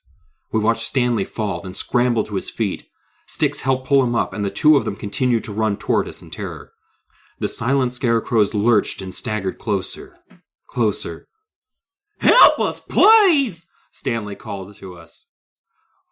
What can we do? I heard Grandpa Kurt mutter sadly. Yeah, right, sadly. Oh no, the redneck who brought this all upon us is going to die.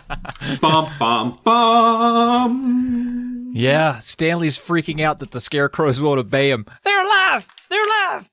They're out of control! Whose fault is that, Stanley? Right?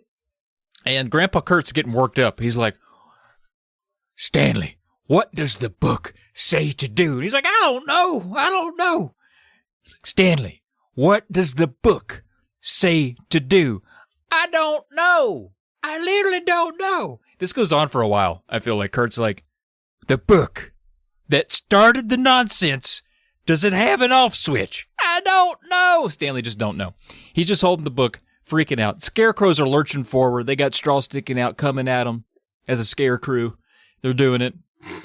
It won't get old for me. And Stanley commands them to stop. When you say Scarecrow, I immediately think of the zombies from the Thriller video. I'm imagining that they're moving at a choreographed unison at this point. It's not like the zombie dance. It's not. They're not doing like the Thriller dance, but they are doing some sort of like synchronized thrusting. Scarecrow. Yeah. I love it. That's a perfect image. I do like because they do move they twitch in unison, they move in unison, so they're marching forward like an army of scarecrows. And Stanley's commanding them to stop. I command you, as Stanley, reader of this book, to stop moving. And they don't. He's like, I said quit. And they don't. He's like, cease to be. And they don't. And then you'll never believe what happened next. You won't believe this. I will because there's notes. Right. Jodie gives a little chew. She sneezes. What? Who gives a shit? Dum. At this point, you might be thinking, oh no, the expiration on the hay went out and all the scarecrows is just going to fall down. Don't you worry. We're not doing that this book. I don't know about Monster Bloods 3 and 4. Like, if there's expired cans in those two, I might be a little peeved. But, so, Jodie sneezes. And Mark, I love the fact that Mark is just like, holy shit! Like, it's just a loud noise scares him and he jumps up in the air. And then all the scarecrows stop doing the whatever dance scarecrows do when they're a scarecrow. And then they all jump up into the air like Mark. I hope they did. They also acted surprised, like, whoa, like just like arms up. Like, oh my goodness. And Stanley's like, I bet they think you're the leader because you look like one of them, and that's how it works. All birds should flock together. That's right, children. It's like Stanley. Yeah, I don't know if it was Stanley. It might have also been Miriam who was like, well, you're the one who put Stanley. Yeah, I don't know, but I feel like I'm pretty sure it was Grandma Miriam. Well, I think she points it out, and then Stanley doubles down. She's like, "They're copying you, Mark," and he's like, "Yeah, they think you're his leader." I just wanted to give Miriam some credit, Stanley and Grandma Miriam have a great idea. They're like, Mark, goodness gracious, Mark, I think you might be the leader of all the scarecrows, which makes sense because you're wearing their skins. And Stanley's too scared to look up the chant that makes them go back to sleep. Do you think that'd be something maybe you memorize before you bring them all back to life? Holy shit. And he's done this before. I know Stanley's not very bright, but he's done the chant to make them go to sleep. It doesn't seem to take very long. It's not like he's cutting himself open or sacrificing cows or whatever you do. I mean, even the last chapter, he refused to look at the book. Kurt was like, what's the book saying? He's like, I don't know. He didn't even want to look at it. He's just too scared. So Joey has a great idea. I love this idea, except it's kind of one of those ideas that if you think it through, maybe not a good idea. Yeah.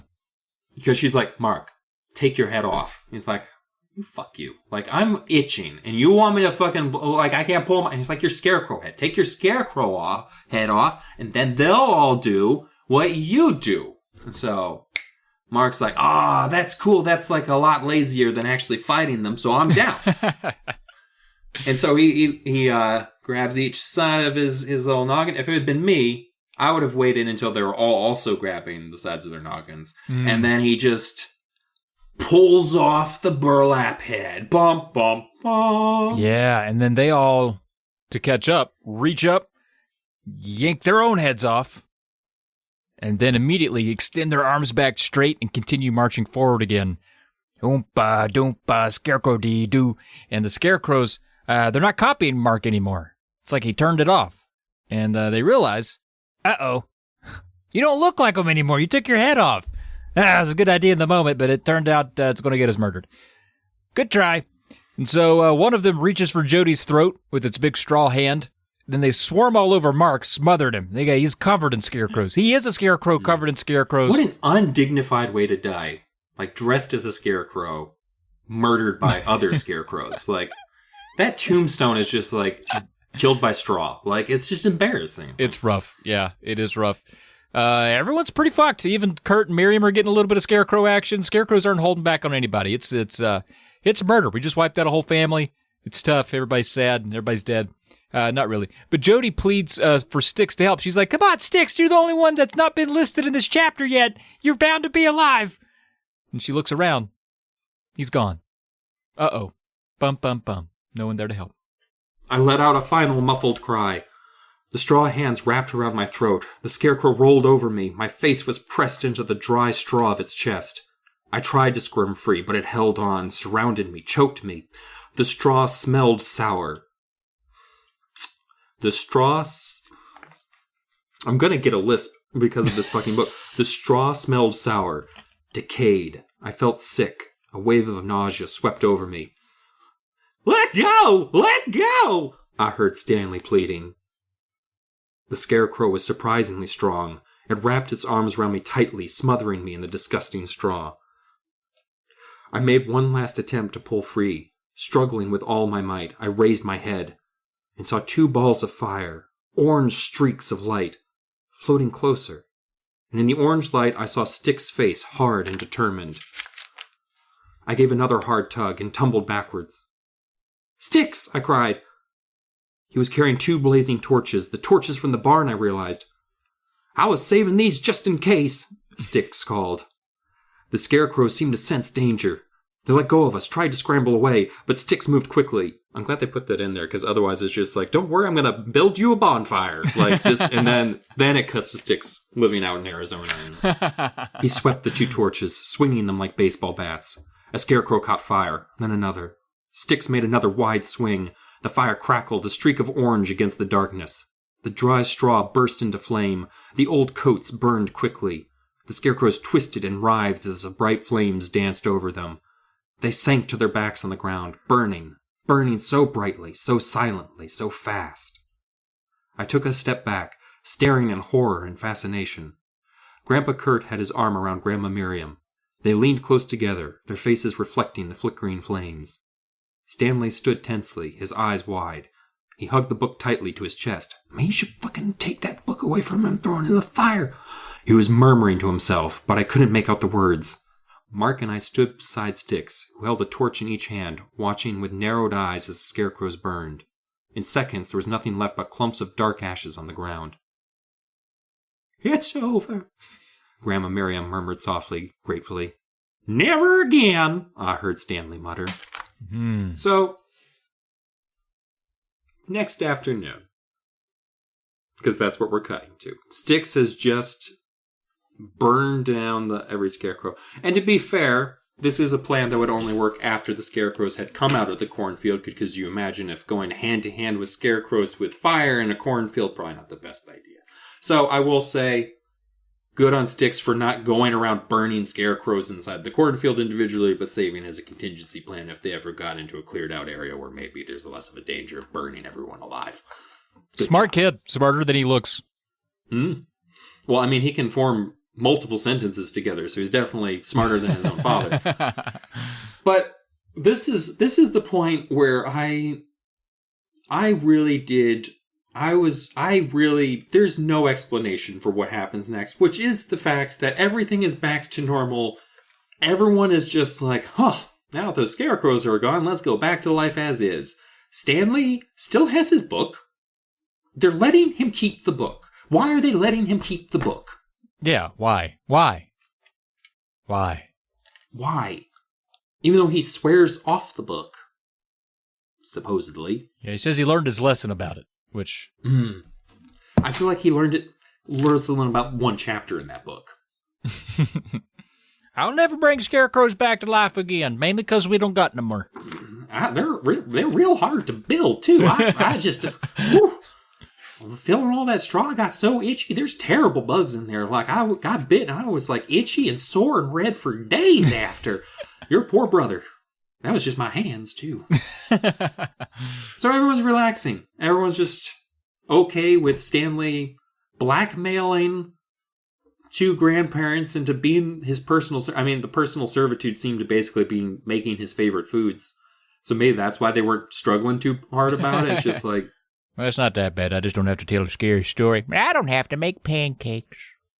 Oh, yeah. She actually... Honestly, this seems like it's a win-win for the grandparents. It seems like dinner's a little less complicated. Miriam doesn't have to keep bothering Kurt about the high cholesterol from eating an apple pie every night, because now it's just cherry pie. And she's like, "Oh, I'm sorry if I could make it anything else, but Stanley says." It's like, So everyone's happy now. There's not even an apology scene where like Stanley's like, "Oh, I'm sorry. Here's the book." Like, wild. So anyway, Jodie's just chilling out, relaxing. They're in the house. We didn't mention when it came up earlier, but there is, and we should have. This was clearly this was like Chekhov's bear, basically. But there's a large stuffed bear in the living room. And lest you think this was an innocent bear that was sleeping or taking care of its cubs, and then Grandpa Kurt came up behind it with a revolver and blew its brains out while it wasn't paying attention. No, this bear was a man-eater, and it killed 2 other hunters before Grandpa Kurt... No, it didn't kill them. He saved their lives. They were he was mauling. And then Grandpa Kurt... This is how Grandpa Kurt also told the story originally to the grandkids. Each year it turned into... No, I saved like a whole town. And like, and I shot it once. It took an elephant gun bullet. It shot me twice. That bear fucking got me 2 or 3 times in the chest. I shot it 3 more times. Finally dropped. And I stuffed it and put it in the living room. So this isn't just a stuffed bear. This is a stuffed man killer bear. Now let's go back. Only Jodie and Stanley. Again, why would you leave this man alone with your grandkids? Only Jodie and Stanley are in the living room at this time, all alone. The only one in the room. The only one to hear Stanley's low mumbling as he read the book. Nice comrades, rats, and fear, rat. Make a bear come to life. I don't know. It's a little tiny bear. A magic bear. The only one to see the gigantic stuffed brown bear blink its eyes. The only one to see the bear lick its lips, step off its platform, snarl and paw the air with its enormous claws. The only one to hear its stomach growl as it stared down at me. The only one to see the hungry look on its face as it magically came out of its long hibernation. "Stanley?" I called in a tiny high voice. "Stanley, what chapter have you been reading?" Bum, bum, bum. Well, I've been reading the bear chapter. It tells you how to make giant man-killing bears come to life. Specifically, the ones that kill people. I don't know why, but that's what the book told me to do. Because the Scarecrow walks at midnight. I don't know. I loved the idea of this book before I read it. I thought this was going to be a real good one. Because I grew up on a farm. It was going to be relatable. I was going to hear, I love a good, spooky barn, scarecrow kind of atmosphere. I love the game Dusk, which is it's a video game that takes place on a hellish farm. And I kind of imagine that because you got guys with burlap sacks coming at you and stuff. But this ends up being not at all what I expected, which is fine. R.L. Stine does actually a pretty good job of adhering to a trope, but also throwing you enough curveballs to where it's still a fun ride. But there's so many character flaws in this one, so much unexplained randomness with the decision making and the justifications for what was going on that it didn't feel like it was glued together enough. It literally felt like it was a Scarecrow. It was barely held together book. It's one of those ones for me that a lot of times, at least this season, talking to you about the books that actually made me like them more than I did on my initial read through, because it's helped me appreciate some stuff. I enjoyed A Day at Horrorland or One Day at Horror, whatever, the theme park one. I enjoyed it before we did the thing, but after we talked about it, I was this might be my favorite. Yeah. You Can't Scare Me. I actually enjoyed that book immensely, more than I did as a child and on my first read through as an adult, where it's these kids are little shits. But once you get into they're little shits and they're getting what's coming to them over and over and over again, this is great. Yeah. I like that he flipped the script on that one and that. This is one that I enjoyed less after we talked about it, because it's just the parts that are weak are beyond my abilities to fix. According to Styx, they've only been in Stanley's servitude for a week, which is apparently decrepituded them or whatever, or just have completely, it seems like it's been going on for longer than just a week. Yeah, because he had to make all of the scarecrows, which I don't know. 2, he's not a necromancer or anything. He's Stanley. Why don't they take the book away from him Like, Styx doesn't like the Scarecrow situation. The grandparents... There's 3 people against Stanley, who isn't very bright, again. And he's not even that menacing. It's not like at any point he, like, took control in an evil way or, like, was heavy-handed about anything. He's just annoying. Yeah, he's just like, I want you to make my favorite pies. Like, okay. Cool. Like, it really does, like, why didn't they ever fight back against Stanley? Why didn't they ever take the book away from him? Why didn't they take the book away from him the second time? Like, why does he still have the book? Why is he still living with them? Like, why is he in their house? It's so weird to me that, like, he's still there. And this is all like, forgive and forget. Like, what has happened in the past that this isn't... Like, maybe that's what I should be thinking. It's just like, what has happened with these grandparents and Stanley that there is, like, this unbreakable bond between the 3 of them? Like, is Miriam Styx's mom? Like, that might be more plausible than... Like, what if, like, Styx is actually their bastard son? Whoa. Now that's a wrinkle.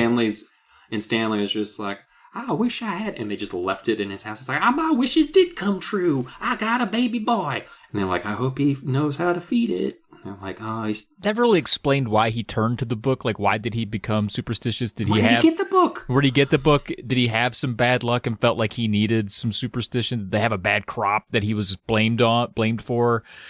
I don't know. And it's not like he's researching things, or again, like he's not a former scholar. Like, nothing about him says like, oh yeah, he's got all this secret knowledge. Like, he's not like Spider, who's just like, he's down on his luck at this point. Like, after the magic camera ruined him and he used to be a scientist.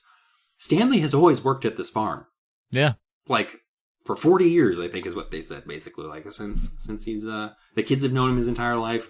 Like, or their entire, I keep saying that. Like, they've known him. These 2 12-year-olds have known him his entire life. It's very weird.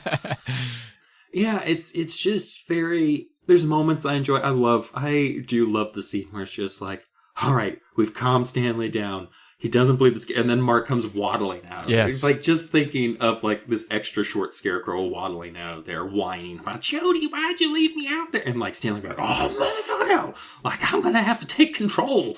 And like, oh. Yeah, I think that was fun. I think it's become our tendency to sort of like, if we don't like it or feel like it's not up to snuff, we suspect after 17. It's like, maybe a ghostwriter got involved. But here, I feel like this was 100% R.L. Stine because all of the... First, it's very imaginative. I like the twists and turns. They don't really hold up, but there's that aspect of it too. But the banter is hilarious. Like, even Stanley at his worst, he's still kind of cracking you up. That's really only something Jovial Bob can do. So it's like, yeah, I think it's well written in terms of like being like page to page kind of entertaining. But as a story, I just had so many problems with it. Oh yeah, and I like really the only spackling is like a hilarious prequel novel that explains the relationship between Stanley, Miriam, and Kurt. And it's just sordid and awful, and like, he wasn't always this And dumb. who was Styx's mom? How did Stanley ever have a significant other? I don't know. Yeah, they never explain his, like, I mean, it would have been before, I mean, that's why Styx is also older, so, like, they never would have met her, potentially, because, like, they would have entered the scene, like, 5 or 6, right. They probably wouldn't remember that early, but, you know, they're 12, he's 4 years older than him, so. Like, Styx used to have a mom. What happened to her? Well, we don't know. And we're told not to talk about it. Like, that would have added Kurt and something. Miriam don't know where the wife is either. They're just like, oh, she just left one day. And Stanley seemed real shaken up about it. But like, yeah. Well, maybe that could explain why he got superstitious. Maybe he wanted luck and wanted his lady back. But he could have spared us a couple paragraphs of describing the sweet smells of the farm and put that in there. See, I loved all that. I mean, it's not all bad. It was just a lot of it. A new page would start and be like the rustling of the leaves over the wet dew of the grass. I'm like, I get it. Oh, of course, it reminds you of your childhood too, but in a different way. When you actually did have to milk the cows, and that was actually a euphemism. I was always beaten on a dewy morning. Ugh. With the cold wind bristling through my hair, and my grandpa screaming at me as the sun set over the orange sky. Cow smell. Waves of corn. ratings. I'm going to give this one. I'm not going to be too hard on it, but I got to give it 3 burlap sacks out of 7 burlap sacks full of straw. It's just a little below average, I think, or it's like right on average. If I could have gone 3.5 there, I might have. Like a half-eaten cherry pie. Like not a whole cherry pie or just a cherry pie with sliced chicken. Like half of it's been eaten by Stanley already. Like not as satisfying as it could be because I could eat a whole cherry pie. Oh, hell yeah. Enjoy. Yeah. God damn. Yeah, I would give it like a half-eaten pie. So 0.5 or a 5 out of 10, kind of half. Yeah. Okay, yeah, it makes sense. Yeah. It makes sense, yeah. I mean, we're low on the cover. The story, this is one where I feel like I was just disappointed because I thought thematically it was going to hit and it didn't. And I just, dang. So it is what it is. But for some trivia, the tagline on the cover, "It's a field of screams." You're not going to believe it. Referenced 1989's Kevin Costner hit, Field of Dreams. Took place at cornfield, baseball, stuff like that. So, and then R.L. Stine, here's the interesting thing. R.L. Stine has described this as one of his scarier works. But it's like, bro, did you even read One Day at Horrorland? Or, yeah, that book is terrifying. Or Say Cheese and Die, or any of the ones that we love? Every time another child and its family wanders by in tears in that book, I'm just like, that's another dead family. Like, he's just writing off the 2 teenagers who go swimming in the alligator pond and like, oh, yeah, where'd they go? Their towels are there. Like, he killed so many people in that book under our noses. Like, I feel like that's like, because I was thinking about when like Styx is frozen by the spell or whatever. I was like, that's probably because Scholastic would not be happy if he had the dad clock his own son and knock him out or something like that. Like, to do this evil spell is like, that's a little bit too much. Like, yeah, that was another part that was kind of threw me for a loop. I feel like that's like not having a parent beat their kid in yeah, maybe fun horror book. I don't have any trivia, but I do have another spell for you if you'd like to hear how to cure epilepsy. Oh, please. I need to know. I'm going to say this out front. None of these spells work. Don't do them. But I'm worried like someone will be like, Dylan said this magic spell will cure epilepsy. God damn. We don't have enough Patreon coffers to get sued right now. So, per this magic book from the 19th century, cure for epilepsy is as follows. Take a turtle dove, cut its throat, and let the person afflicted with epilepsy drink the blood. Simple as that. That's it. All cured. Mm-hmm. Then you can watch that one Pokemon episode that everybody got upset about in the 90s. I mean, do you really want to risk that and crack open another dove? Like, that seems like... Didn't take. Give me another dove. Well, I think that's going to wrap it up here. It's also going to wrap up season 2, Dylan. We've done it. We did. Sorry. Wait, what? Yeah, we've done 20 episodes. Can you believe it? Wait, we're stopping again? We stopped for a little bit. Again? Like, is this permanent? Yeah. Nah, a couple of months. Oh, okay. So we're coming back. Oh, yeah. We'll come back season 3. Nope. We got more. We're not even halfway through the original series. Oh. Yeah. But we will almost be. At the end of next season, we'll be over halfway done with this podcast, and we can finally move on with our lives. Or move into the offshoots. Yeah. We have so many more. We got Tales to Give You Goosebumps, right? That's right. Yeah. I actually got that right. There's the Horrorland series. Mm-hmm. The Tales from 2000. Yeah, Tales from Horrorland. There's a bunch. And there's another Steintingler's already out, I believe. So we're going to need to cover that at some point. Yeah, we'll do bonus in between seasons for sure. We'll catch back up. I'm trying to get people excited for the future. Yeah, no, we're planning this on air. This is happening.